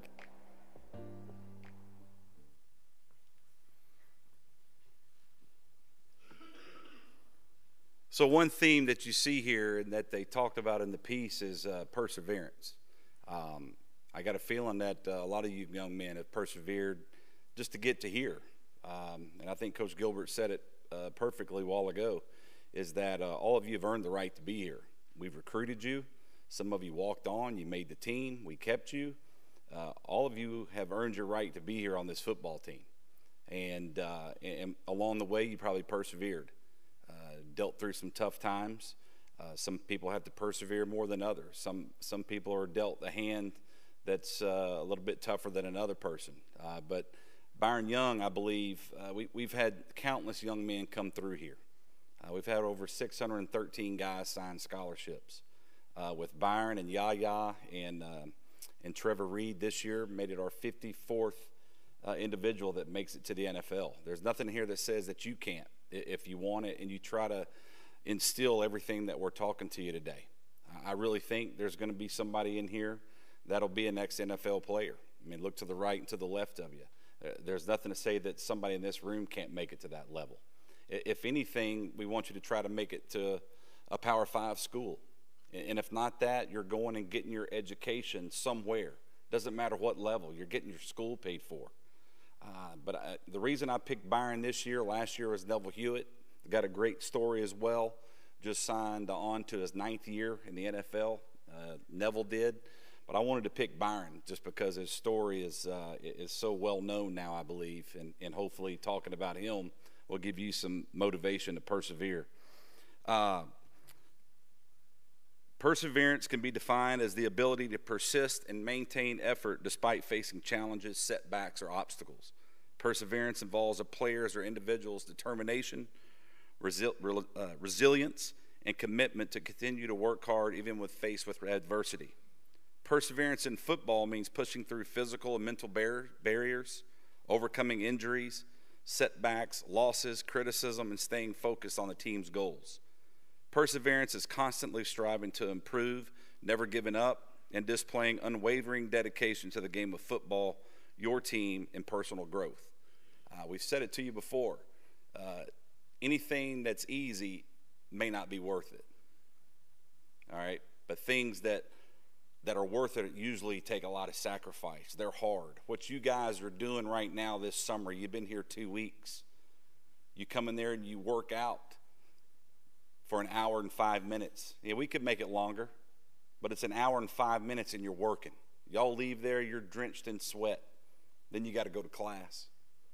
Then we come back at 3:30 and we push you again for another hour. If this was easy, everybody would be doing it. okay? And it's not.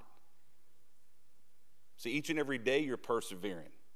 I know those thoughts probably creep into your mind like, what the hell am I doing here? Why am I doing this to myself?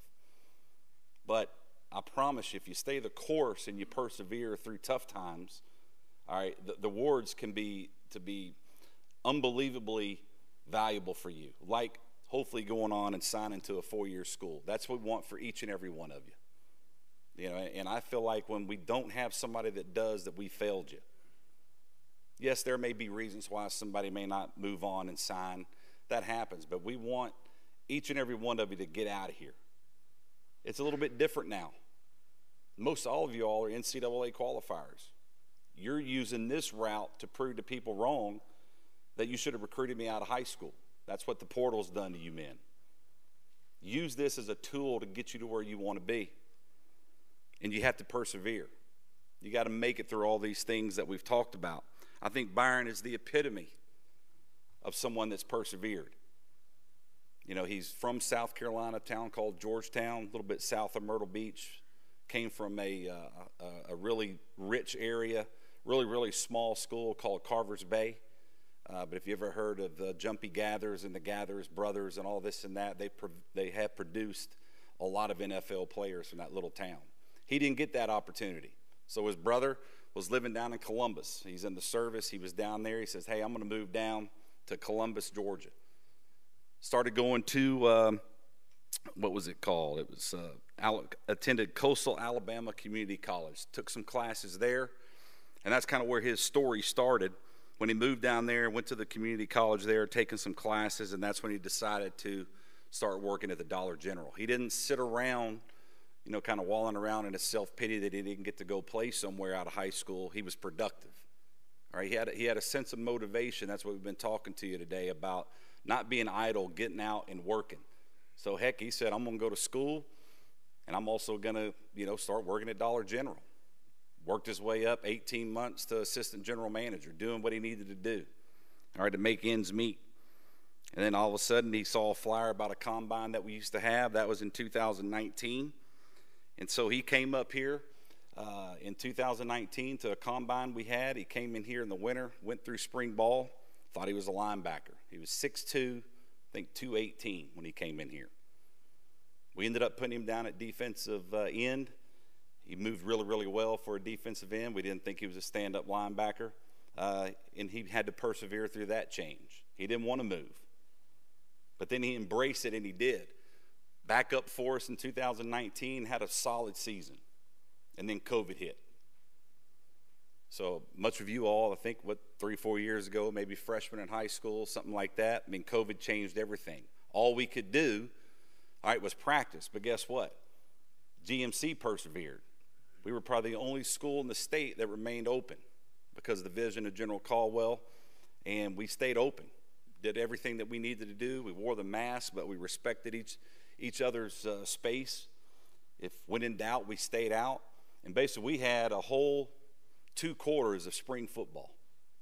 So if you can imagine basically coming in August and going all the way through November, it was just like a regular season, but we didn't get to play. But we had 2 scrimmages. The NJCAA allowed us to have 2 scrimmages. So what Byron did was he put together his practice tape. We had 2 scrimmages. He dominated in those. We were fortunate enough to have those. And then we started getting feelers out for him.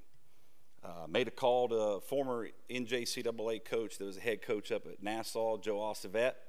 Byron had gotten some MAC offers, some Group of 5 offers. And we're all sitting there as like, we're just going to start calling people that we know. So called Coach Ossavet up at Tennessee. I said, I think y'all need to look at this guy. And they were the first big-time people to offer him. Then comes Coach Smart. Georgia finally offered him, and all these other ones came in. He had anywhere he wanted to go. But he chose Tennessee because they're the ones that gave him the first chance. So, he took advantage of it. But one of the biggest things that he did, all right, while he was here, he handled his business. Everything we've talked about, he handled his business. He did extra. I remember even after he signed, all right, with Tennessee, all right, he always made great grades. You got to set yourself up to where when they want you to come to their school, you have great grades. Even as a qualifier, all right, now it's a 2-3, but yet you still got to maintain your grades if you want to leave here. So he's maintaining his grades. He's doing everything he needs to do. And it was during COVID, Baldwin High School right off here, 49, going to Macon. I need to get some gas. All right, I was notorious for almost running out of gas. So I go into the Circle K over there, and who's behind the dang counter working? Byron. I was like, what the hell are you doing working here for? You signed with Tennessee? You're about ready to leave. So I can't sit around and do nothing. I'm trying to make some extra money.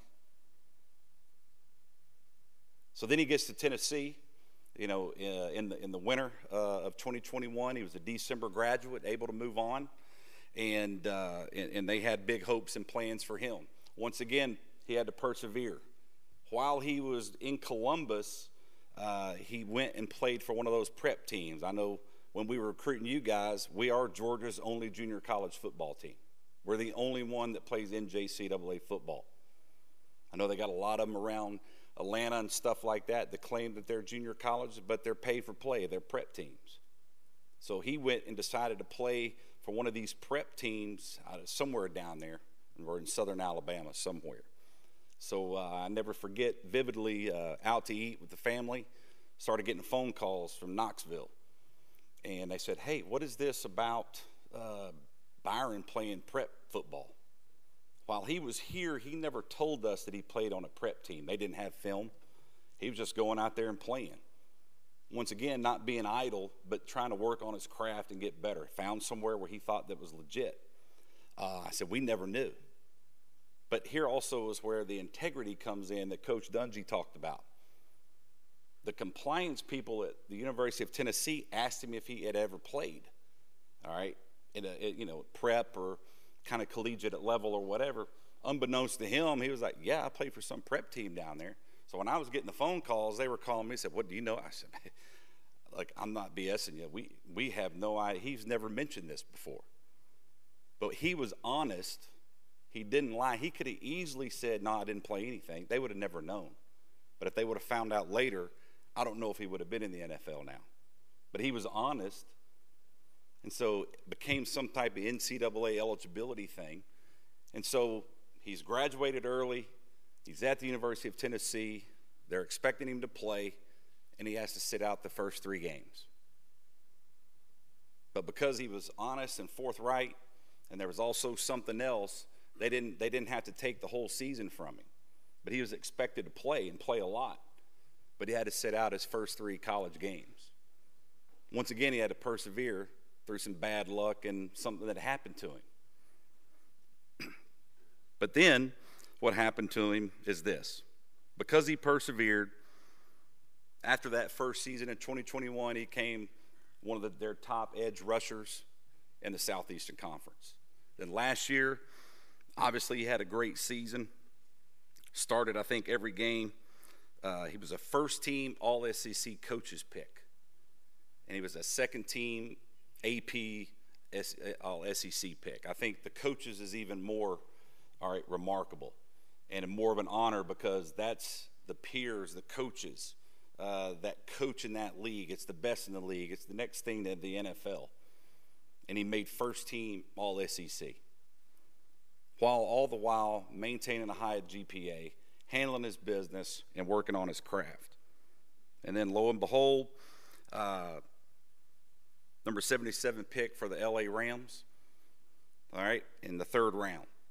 And, side story there was, I think these coaches may know him, Eric Henderson got his coaching start here as well. Another remarkable story. Hopefully we can get him here one day.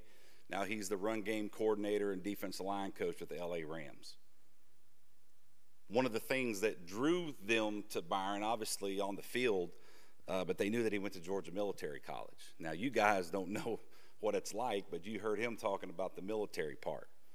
All right, now John and Kamani do. All right, where's John Wiley at? One of our state service cadets and then one of our civic leader cadets.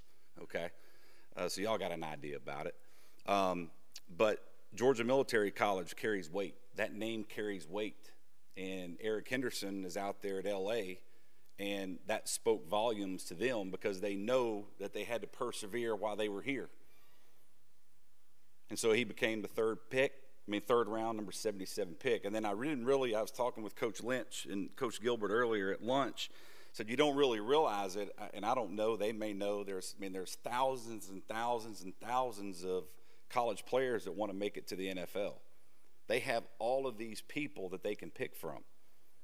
And the LA Rams, even though it was their 77th pick, he was their second player out of all the players, all right, to be selected. That's how highly they thought of him.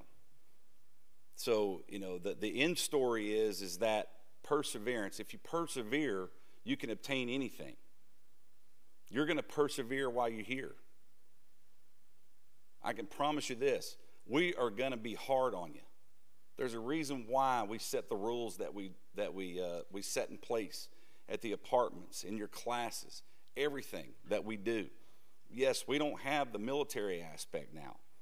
At times I wish we did. I think Colonel Pitt left, but I think he probably would too. But we are in placing the discipline and the accountability and everything that we're trying to instill in you without having to wear the uniform or cut your hair, that kind of stuff. But at the end of the day, if you persevere through hard times, we're going to try to make it as tough for you as we can, so when you make it to this place, you're going to be successful and it's easy. I can't tell you the countless number of guys that come back to us as coaches, and they're like, man, this stuff is easy here.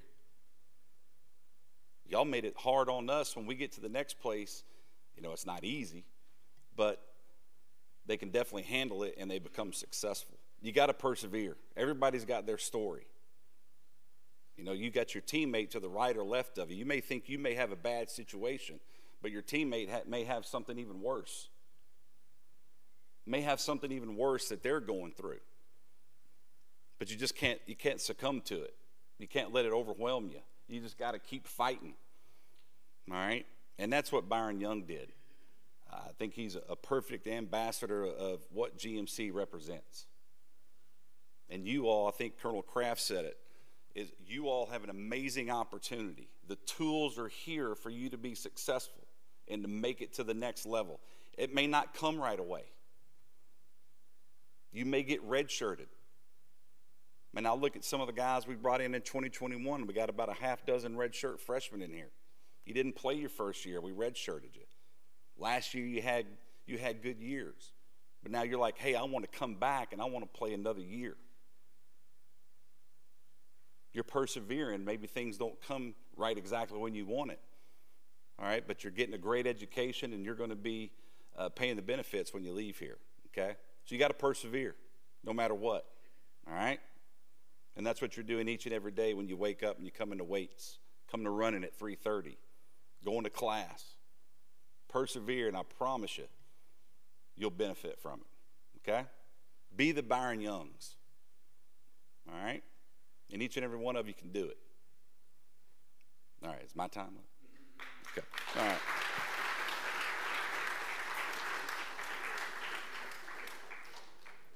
All right.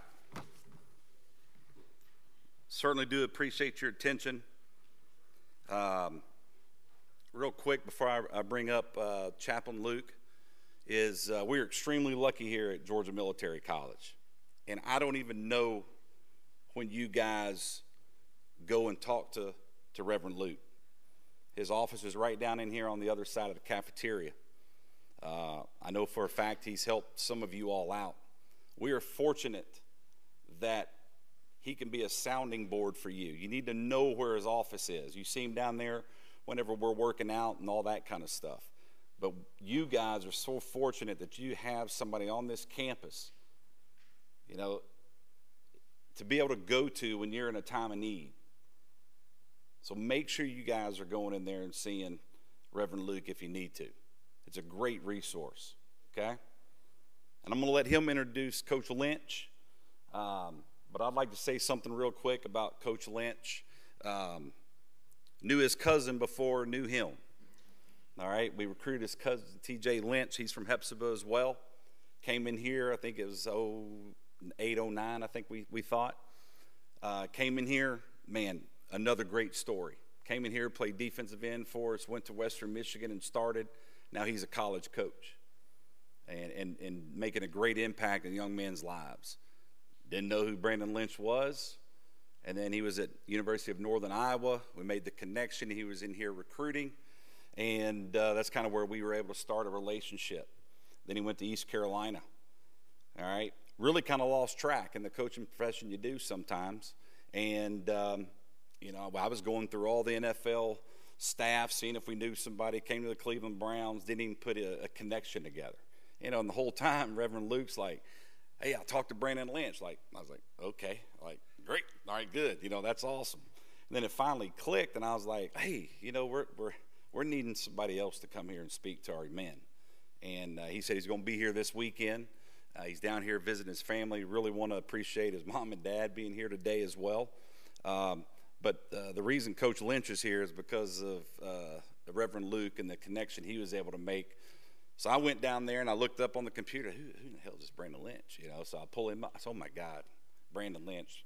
Still had a cell phone on my phone, didn't put two and two together. And the Reverend Luke was able to connect us, and without hesitation, he said, I'll be there. And like I said, it's an honor for him to be here with us, and I'm going to let Reverend Luke introduce him. He has a connection with his family. He pastors over there in that area now, and I'm going to bring Reverend Luke up.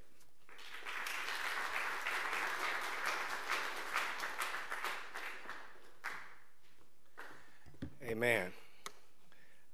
Listen, thank you so much. So I do have the privilege of pastoring this family. I'm the pastor of Stone Springfield in Stapleton, Georgia. And I started pastoring that in 2019 after pastoring here for 15 years. I've been a chaplain here for over 10 years, and I've watched a lot of greatness come through these doors. One of the things I tell you on the recruiting days when you come is that you'll play against some of the best players you've ever played against in your life. I literally can say that this school produces some of the best athletes in all. The reason being is we build character. I mean, just think about what it affords you to see two NFL coaches on the same day, that you heard their stories of overcoming adversity, of being in the right place at the right time, of having days, like Coach Gilbert said, that he lost his sister. If I don't tell you anything else, you know, one of the things that I share in common with the people I work with is I start every day off with prayer. 6:30 in the morning, there's some of my congregants back there that's from Brandon Lynch's hometown, Coach Lynch's hometown. And they'll tell you for 6:30 in the morning, for 17 years, we've gotten together for prayer. Not just them, but the rest of the world. But what that makes the difference is that whatever comes my way during the day, that I'm ready to handle it with God. Leaders have to overcome things each and every day. Having the privilege to meet Coach Lynch's parents, he didn't have a choice but to be great. Military parents who understood the discipline, understood what character meant, understood that your talent can take you places that your character can't keep you.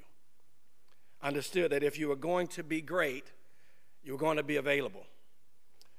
I saw both parents look at each other at our breakfast this morning, and Miss Janita said to us in the meeting, he didn't have a choice but to be great.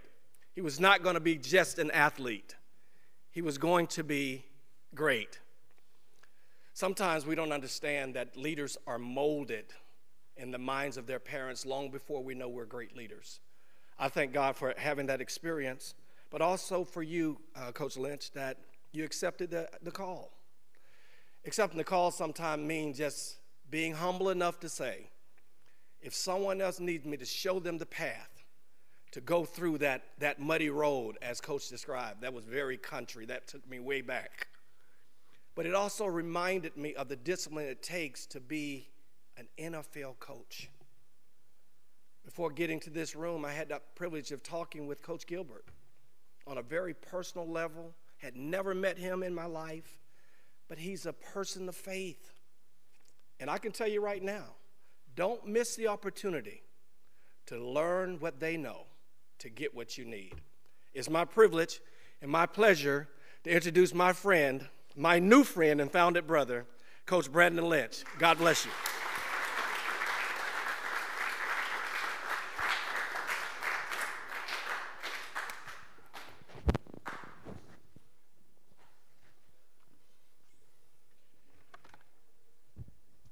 guys, before we start, like, the biggest thing that I want to, like, tell you guys is the applaud needs to go to you guys. Because when we talk about, like, self-leadership, when we talk about discipline, when we talk about getting better, when we talk about having the fortitude to move forward, guys, it's a conscious choice to be in this room, and not just be in the room and listen, but be in the room, be present, to be in the room to grab something that you can take to others. So it's myself that want to give you guys the round of applause. Okay? And next, guys, I would like to open up to say some thank yous. Okay? This is extremely important. Okay? Obviously, to, you know, Coach Gilbert, like, thank you for obviously serving. Like, you're the same coach that absolutely saved our lives. To Coach Manchester, thank you for everything that you've done over the years. Like, you talk about the friendship and losing trust, but the thing that he did not say, guys, is as soon as we rekindled that connection on the phone, guys, we extremely left off just as if I was walking out of his office. Next, we'd like to talk about Colonel Kraft. Thank you. Thank you for your service. General, thank you for all of your kind words. Thank you for your leadership. And lastly, guys, I would like to thank my parents, because everything that Coach Lynch is going to share up here with you guys, just as Reverend Luke said, guys, it started at home. Thankfully, that seed started at home. And because of that, guys, I was able to be in the paths of great coaches, great teachers, great leaders, other influencers like you guys are in. And I was able to receive the information. Why was I able to receive the information? Because I was able to get it home at first. All right? So we're going to be short, guys, with some of the stuff that I want to show you guys with. But, guys, these are really some bullet points, guys. These are not the all things. These are not the main things. But, guys, these are some things on how we do it in Cleveland, and these are some of the things how God has led my life. So the very first thing, guys, we're going to talk about, I want to lead you guys with a quote. And this is very important for all of us out here. Understand this. We don't rise to the level of our expectations. Think about that. For all the guys that want to go to the National Football League, to all the guys who want to be great husbands, great fathers, guys that want to just graduate, guys, you're not going to rise to that level of the expectation. You're going to fall to the level of our training. That's important. So when Coach is talking about being in the weight room, doing more than what's required, sitting in the seats and being present, understand, guys, that everybody in the world is going to tell you guys to get to the National Football League is hard. Guys, I'm going to be the one to tell you that the bar is so low that it's easy. Think about what I just said. Everybody's going to tell you to be part of the 1%, guys, is hard, right? Guys, the bar is so low that it's easy. What does that mean, Coach? Everybody in the world has talent and passion. Few have endurance and precision. So when we talk about falling to the level of our training, guys, fall to a level of endurance and precision. Now, we're talking about leadership. So the three things that we're going to talk about in leadership today, guys, we're going to talk about addition, adding value, serving others. Next, we're going to talk about sacrifice. Notice that it's an arrow that's pointing up. We're going to talk about what that means in a practical setting. And lastly, guys, we're going to talk about legacy. Okay? Obviously, those who drink the water must remember those who dug the well. So now let's unpack this, guys. Let's unpack addition. Okay? Exactly what is this meaning? And just as it says, guys, adding value to others. Okay? I'm going over this presentation with my mom last night, right? And my mom said, B, what does 1 + 1 = 3 mean? What does that mean, right? Guys, in layman terms, the sum is greater than its parts. What does that mean, Coach? Guys, do more than what's required. Plain and simple. So when we're talking about we're working on offense, defense, special teams, doing our job, guys, I tell you right now, if you're getting in the weight room and you're doing more than what's required, that means that that's probably like 1.2. You getting in the weight room, you doing more than what's required, that's probably going to be another 1.2. You guys get what I'm saying? And as you keep adding them up, guys, you keep having a compound multiple effect on the team, which I've heard the words that Coach Lynch keeps hearing, guys, and we got to be like very important because words have power. We keep hearing work, We keep hearing team. We keep hearing integrity. We keep hearing character. We keep hearing leadership. All of these things, guys, that keep carrying us through.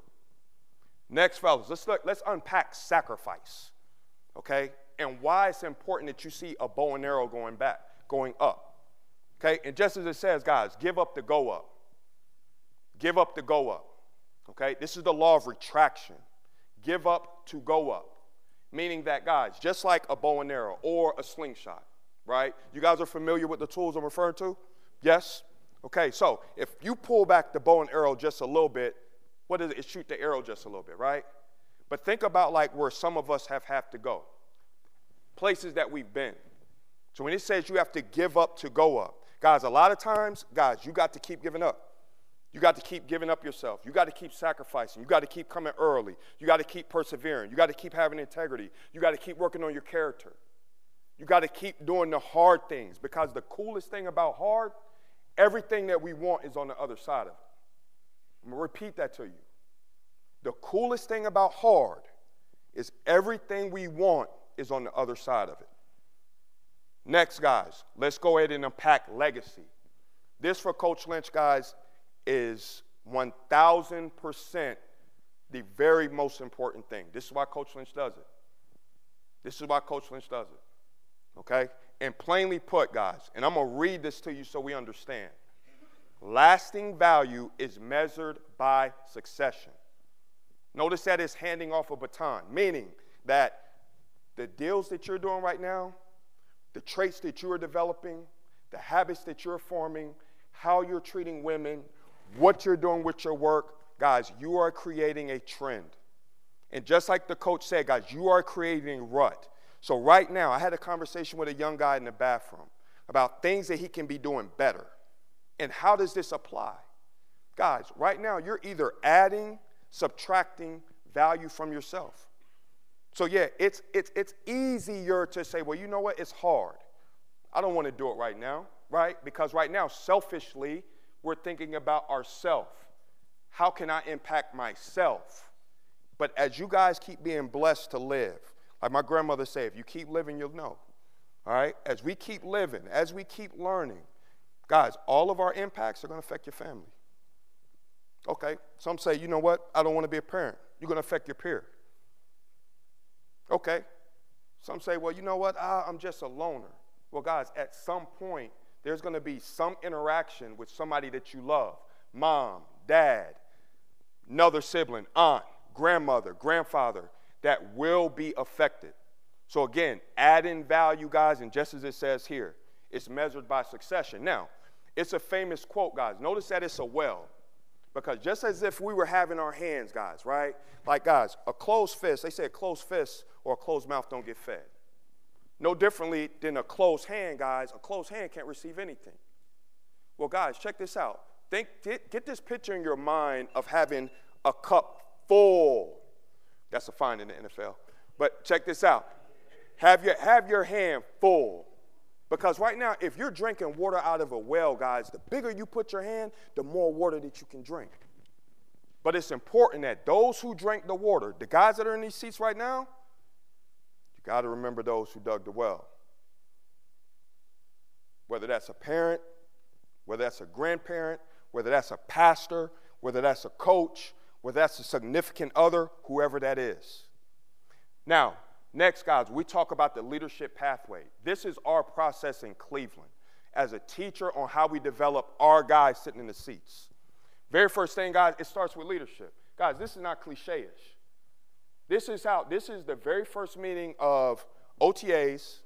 This is the very first meeting of rookie minicamp. Guys, this will be the very first meeting July 18th, when our rookies come in. This will be the very first meeting, July 22nd, when we go to Greenbrier as a team this year. It starts with leadership. Very next thing, guys, we talk about behavior, the behavior of our players. Learning, are you serving? Are you adding addition? Next, guys, from that, we talk about culture. We talk about the culture. And where it starts for us, guys, it starts in our position rooms. It starts with the culture of our position groups. And how did we talk about, and I smile about it, in our room, guys, we talk about when we do our job, we win. Let that soak in. When you do your job, you win. That's why you play the game, to win. That's the culture of it. And obviously, guys, from that, guys, culture leads into results. Now, Coach Lynch, how does that apply? How do we develop our guys? Fellas, plainly put, we try to identify who are these guys that are going to have consistent integrity, who has character, who has the behavior. I know that it's going to be some questions of, okay, what do NFL coaches look for? Well, guys, hey, it's a process. What do college guys look for? The exact same thing NFL coaches look for. We're looking for smart, tough, accountable, resilient team players. We're looking for guys that can do they can do more than required, period. Who's the come early, stay late guy? That's what we're looking for, because we know that's going to build team culture, which evidently builds results. Now, once we identify what this person is, guys, we do a great job developing in leadership. So just as you guys are doing right now, fellas, everybody that's stepped foot in the Cleveland Browns, guys, we do this 3 or 4 times a year. It is that important to success. Because ultimately, guys, as a teacher, we prefer to be overseers. When you talk about championship results, guys, championship results does not start with the teacher, okay, having to do all these things. That is limited results. That's limited success, all right? When you're able to have peer camaraderie, have peer accountability, to have peers that understand the value of leadership, guys, we all win. Understand that. Because outside of what we're looking for in the NFL, guys, what are our college coaches looking for? They're looking for winners. They're looking for winners. And the biggest thing here, guys, is check this out. We cannot win by ourselves. I don't care how great you are. I don't care how many stars you have. I don't care what your trajectory is to the NFL. You cannot do it for yourself. So what does that mean, Coach? That means that every single person in here is needed.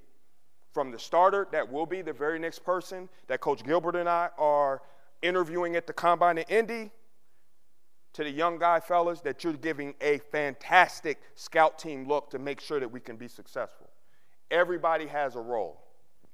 Now, with that, okay, guys, if you want to go fast, and I'm sure we've heard this, but if you want to go fast, guys, go alone. And it's certain times that we got to go fast. That's okay. It's all right.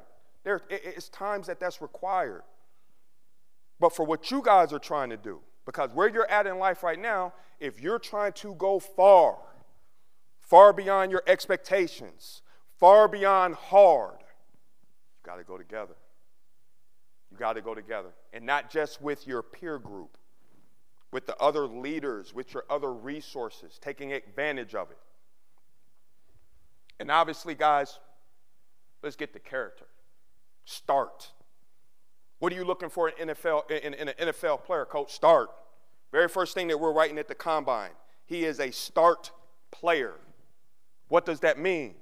Start for us, guys, means smart, tough, accountable, resilient team. The very most important thing is the T. It's the team. The very most important thing that we're looking for. Now, let's unpack this slightly, guys, okay? Smart, okay? It sounds easy, right? But just as we talked about at the beginning, guys, we're talking about precision. We're talking about precision. Can you be precise? When the coach says, okay, we're having a meeting at 8 o'clock, and we know this required for us to be there at 7:55. Can we be precise, not just Monday, Tuesday, Wednesday? Can we be precise Thursday, Friday, 2 weeks on a Tuesday, 4 weeks on a Monday, 6 weeks on a Tuesday, Thursday, Friday? Can we be precise? When the coach is telling us to run inside zone, or we're running blitzes, or we're on a special team and we have a blocking assignment, can we be precise with our angles? Can we be precise with our stance, our alignments, our keys, our first steps? And then next, guys, the T, toughness. This is the endurance part, right? This is the endurance. Everything that we want is on the other side of hard. Everything that we need, guys, is on the other side. And look, everybody cannot relate, but you guys can. Everybody that's sitting in this middle section can relate to what I'm talking about when I talk about toughness. On that other side, guys, when the only thing that you hear, guys, is just your breath, and all you hear, that's all you hear. You don't hear the coach yelling at you, put your foot behind the line. All you hear is your heartbeat. That's it. And you hear your breath. The toughness to persevere and have endurance in that moment. Can we have that toughness? Can we have that toughness that when it's after 12 o'clock, and you know, whatever you guys' curfew hours are, but we know that a lot of things don't happen good after 12, 1 o'clock. Do you have the toughness to go tap your homie on the shoulder and say, look, man, this is not what we do. This is not where we're going. Do you have the toughness, guys, when you see the newcomer that's on your team that's about to skip class, do you have the toughness to say, yo, hold on. That's not what we do. Because when you guys ask to level up, what are we looking for? Guys, this is what we're looking for. In that order. Is a kid smart? Is he tough? Next, is he accountable? Is he accountable? Can he be trusted? What is he going to do when he's not around us? Resiliency. Resilience, guys, again, there goes that word perseverance again. Can he be resilient in the details? We talked about endurance and precision. Can he be resilient in that?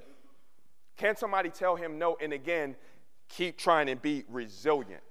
Can you pull yourself out of that dark hole? Can you, because all of us, guys, we're all growing. Everybody in here, myself included. Can we somehow get out of that poor rut that we dug for ourselves? Because it's doable. But what is it going to take, guys? It's going to take resilience. It's not going to take one time you kind of dig out. Because what's your vehicle going to do?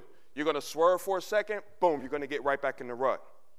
But if you keep persevering, okay, or if you keep being resilient, at some point, what's going to end up happening? Bam, you're going to end up changing, and now you can get a new rut. You can create a new pattern. You can create a new character trait that can win for the team. And lastly, guys, the team. All right, self-explanatory. The team. Think about it. The team. Everything that we do, guys, is the team.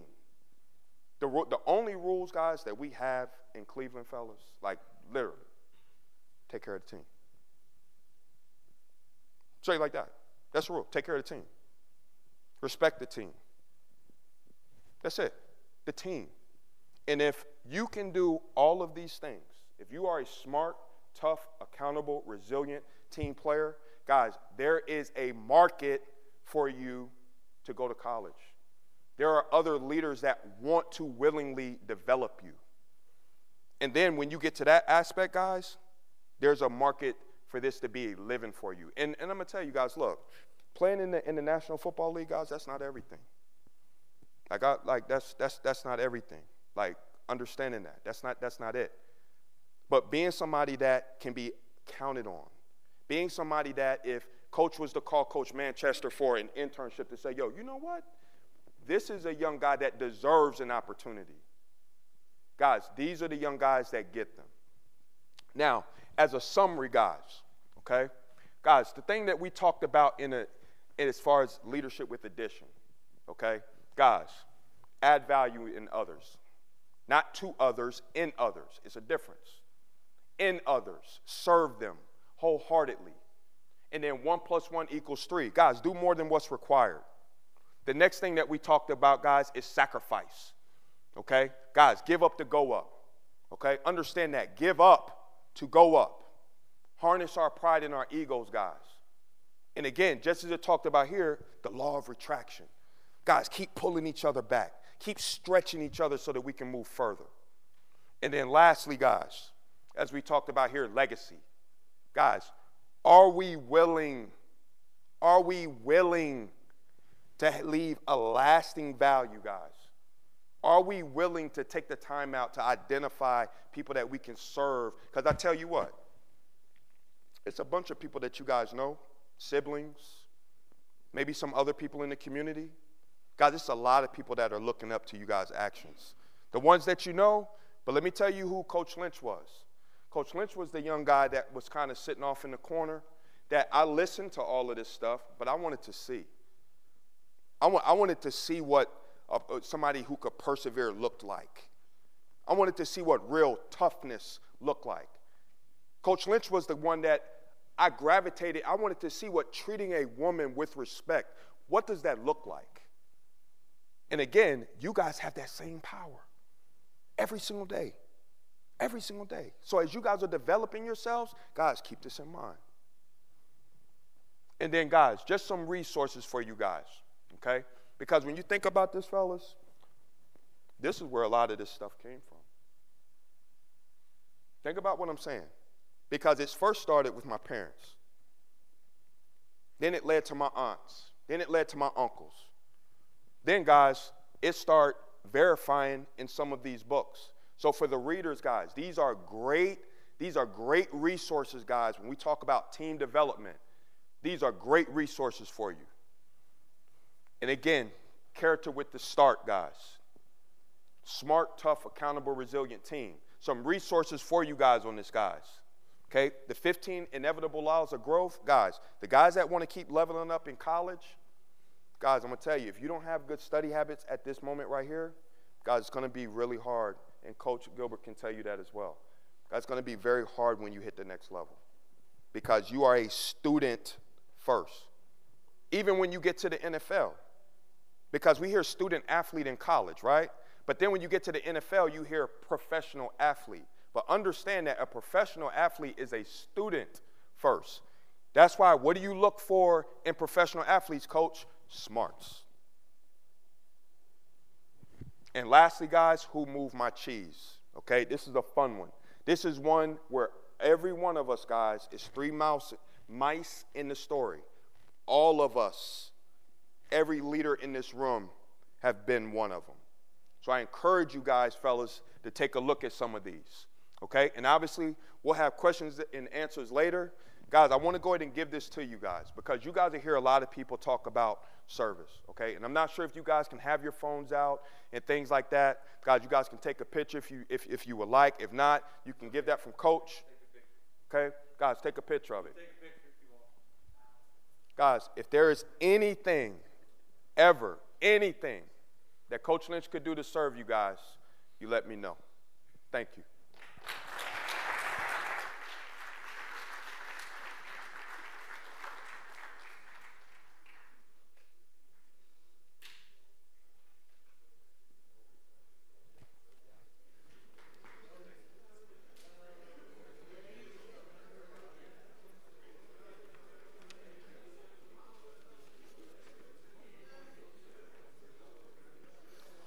All right, guys.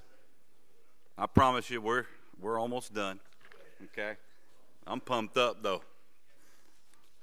All right. Want to have a question and answer session, okay? I asked all of the returners, the guys that were on the team last year, come bring me some questions. Coach Reddy sat with me. We went through them. To be honest with you, all of you had good questions. So we just kind of picked some that we thought that would be good. Little did we know, Coach Lynch just answered some of them. But we're going to answer them again, okay? So the ones that we picked, you guys already gave you the questions, okay? I would like that Coach Lynch and Coach Gilbert, you're still mic'd up. Ask that you come up here. We're going to go back and forth. Young men are going to come down when I call them. They're going to ask the question. We got 9 of these, okay? 9 questions. I know some of you getting hungry for that Bojangles box. We'll get it. We'll be all right, okay? Nope. We caught it. Oh, Lord, that's General Caldwell's flag. You just, All right. First, I want to bring Ivan Arroyo. Step to one of the mics, please.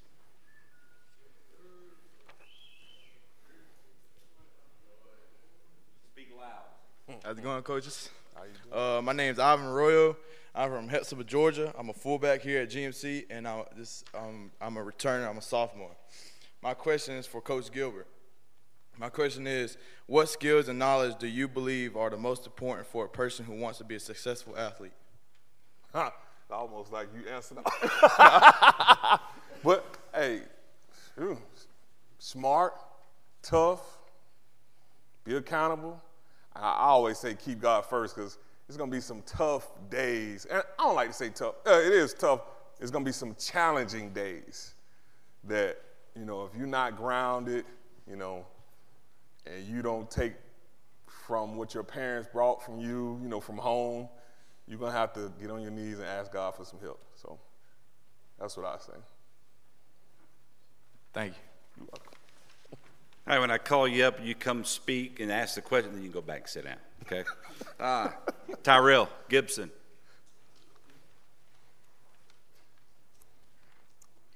Good afternoon. My name is Tyrell Gibson. I'm from Baxter, Georgia, small town.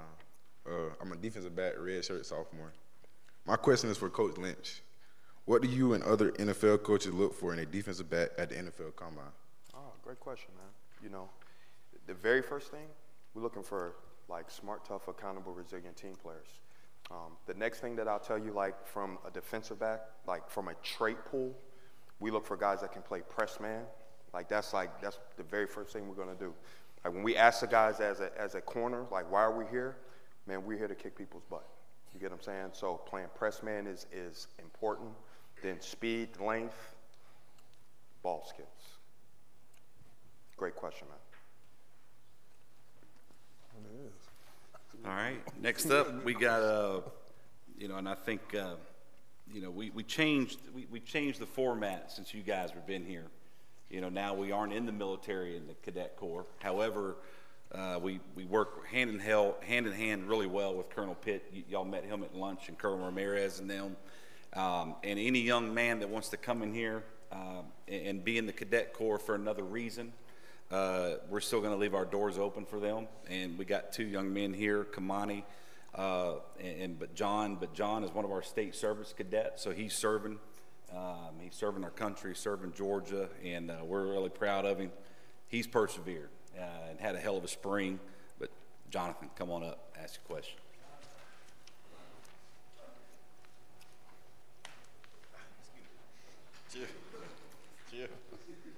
My name is Jonathan Wiley from Stockbridge, Georgia.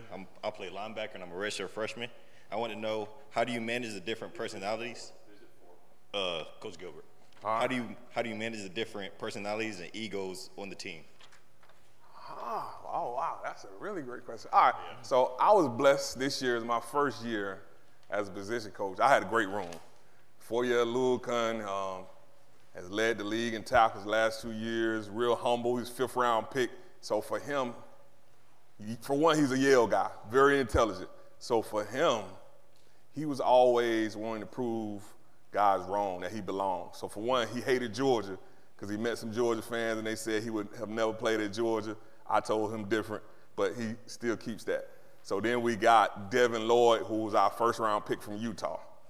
In his mind, he wanted to be Ray Lewis at year 1, but it takes steps to get to Ray Lewis. You don't come into the league being Ray Lewis. So for me, it was just managing. You got an older guy who at the top of his game, and then you got a younger guy who wants to be a leader when he doesn't know how to lead yet. So for me, it was just getting these guys on the same page and knowing, Coach just talked about it, you go farther together. Devin wanted to go fast, and he wanted to do it alone when you can't be great alone. So he had some challenges this year. We had to bench him for a little while. He had to sit back and watch, but when he actually came back, he said that was the best thing for him.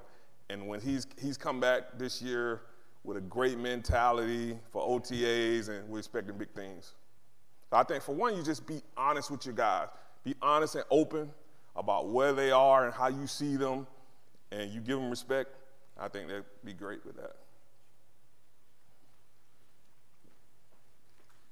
All right, up next, Butter. Jeremiah Holmes. I'm Jeremiah Holmes. I'm from Baxter, Georgia. I play corner. I'm a redshirt sophomore, and my question is for Coach Lynch. What do coaches look for in their players off the field and in the locker room? Off the field and in the locker room.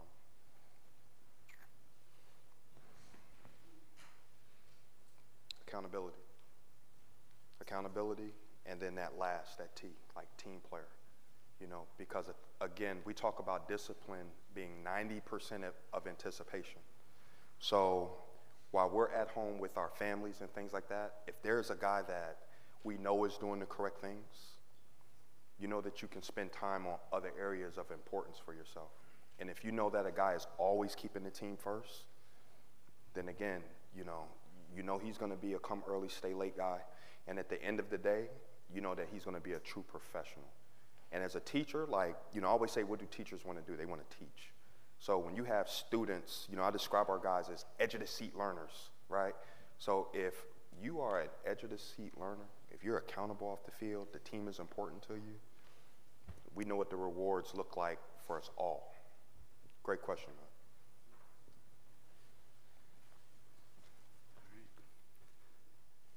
I know you said one question, so I got one for you. Mason Maddox.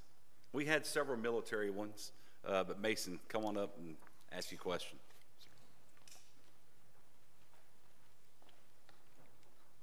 I'm Mason Maddox. I'm from Macon, Georgia, and I'm a kicker and punter. I'm a sophomore, and my question's for Colonel Kraft. It's what similarities or differences do you see in the mental toughness required for military service and mental toughness needed to excel in football? First and foremost, thanks for the question. And I'm not going to lie. I went into the military to replace football. I did. There's nothing I love more than playing football. And when I got introduced to the military, I found the team that was the exact same. And as far as the mental toughness, I mean, if you didn't notice, when our president came up and talked about leadership, I mean, you could take what he's saying and what these two NFL coaches are saying, and you can draw the parallels. They're saying the exact same thing. So, the similarities and differences, I'll just tell you, leadership is leadership, character is character, and the things you need to excel, whether it's on the field of battle or the field of competition, they're the same. They're the same. So, sir, you anything to add with that one? No, I think you got it right on the mark. All right, sir. Awesome. Did you say Macon, Georgia? Yes. Macon. Mac time.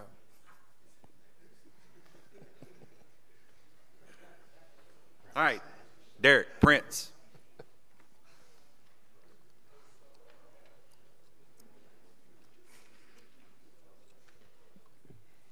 My name is Derek Prince from Sumter, South Carolina. I'm a linebacker, redshirt freshman. And Coach Lynch kind of answered my question, but my question is for Coach Gilbert. What are you looking for in a college player, and what are your expectations for them when they join your team? Oh, wow. We're a great question. Smart, accountable, tough. Hey, it is. It's crazy. Just like what Coach Lynch said, we want this out of all the position guys. Leadership, and then you said, what do I expect off the field?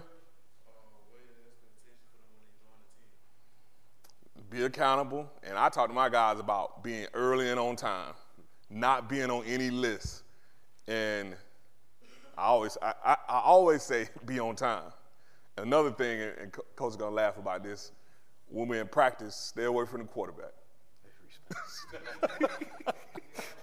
No.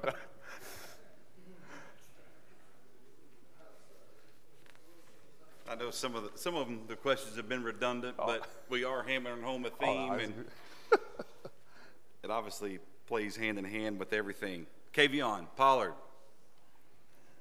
Kavion.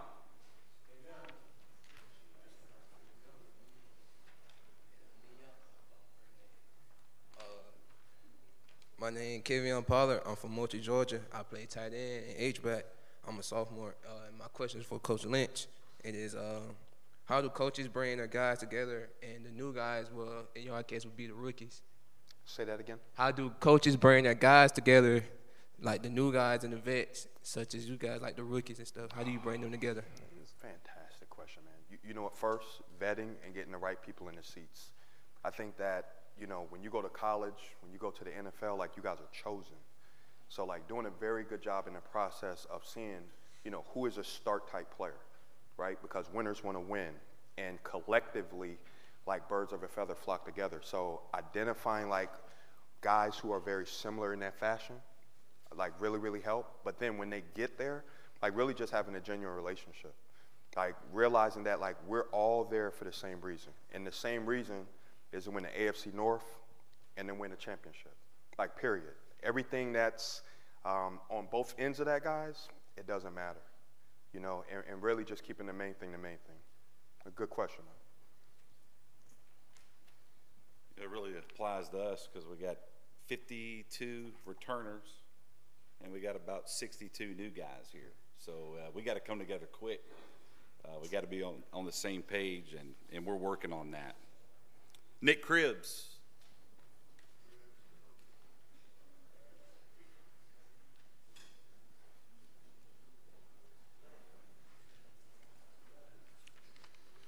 My name is Nick Cribbs. I'm from Cumming, Georgia. I play offensive line, and I'm also a sophomore. My question was for Coach Gilbert. What sets apart a player that you decide to draft from all the other players available in the draft? You said what sets a player apart? Like what sets apart a player from all the other players available that you decide to take? Wow. Good question. And we do ours real collectively as a defensive staff and as a scouting department. Really those undeniable traits, you know, because of course you put your board together, you have some, you have them listed 1, 2, 3, 4, like all the way down to probably 10. And then what sets apart from the probably bottom tier guys is those traits. And you want to, so we started doing something too. Are they winners? Because we wanted guys that know what winning feels like. Because like for us, it was tough because he showed you the graphic of how we had lost. One of our better players, when we got to the end of the season, like 4-year Lil had been in Atlanta, and they've been bad the last couple of years. He said he was so excited because for the first time in his career, he was playing meaningful footballs in late December, January. So Brinson Buckner is our D-line coach. He said he learned this when he was in Pittsburgh. Look for guys that are winners because you want to bring winners into your organization. I'm going to divert real quick because I thought it was very interesting, and you guys vet everybody. You said vetting people.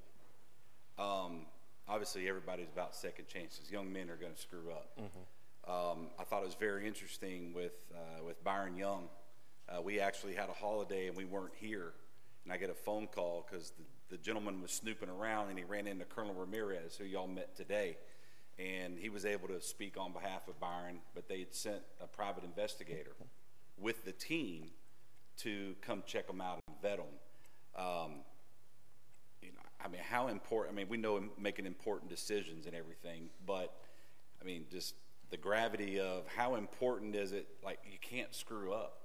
I mean, yeah, you may mess up, but can you kind of just attest to that? Like, I mean, everything you do, even now, could come back to haunt you if you don't make right decisions. And obviously you said vetting, so I guess I'll ask Coach Lynch real quick. I mean, from your all standpoint, I mean, do you give guys at that level when you're vetting them a second chance, or decisions that they made back when they were young and maybe not making good decisions? I mean, how much does that bite them in the butt? Right. Guys, upward trajectory, right? Like, is it a trend? No different than when you guys are leaving high school to college. Like, they're wanting to see, okay, if you have an attendance issue, like, is it something that was, like, early as a freshman and then it improves, right? Or is it something that, like, is consistent over time? So when we're vetting character guys, like, the biggest thing, I mean, we're all human, right? But they want to see, like, okay, are you a young guy that's learning from that mistake? Like, are you improving upon that? Because if you're not, then you're a liability and you're a risk to the team. If you're not, you're just like any other student that needs to be developed. All right. Last question, Antonio Sanders.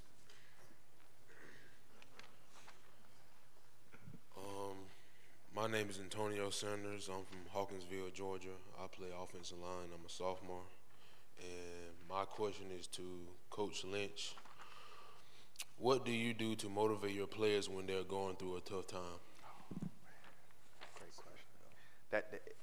And the reason why that I'm smiling, that's very individual. And the reason why Coach says that, like, foundationally, it starts with, like, having a genuine relationship with each player and realizing, like, what is that trigger word? You know, so, like, starting at start, like, making sure that we have a very firm foundation in relationship. So then it may be a trigger word as far as a son, a daughter. I give you guys an example. Denzel Ward. You know, Denzel Ward lost his father coming out of college. Okay, so they made a foundation, make him know your name. So whenever Denzel needs a pick-me-up, make him know your name, champ. Boom, pick him up. Okay, Greedy Williams. Greedy Williams was a first-time father with a daughter. So he has Chloe on his back. So he's more of a nonverbal cue. So I would just walk by him and just touch the back of my jersey, and he knows, okay, Chloe. So just as we talked about earlier, like, all of our decisions, all of our good and bad choices affect others.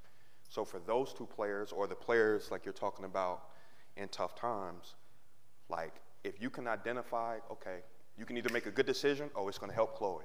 Oh, it's going to help, you know, my dad's name. Okay, I'm going to make that decision. Or this is a bad decision that could hurt Chloe. It's a bad decision in Denzel's case that could nullify his father's impact. Oh, I'm not going to do that, coach. But it's going to start with just genuine relationship. Great question, man. All right, man. This concludes our seminar. All right, we got one more thing we're going to do. But once again, I can't thank you guys enough for being here, taking your vacation time to be here and to be influencers, these young men.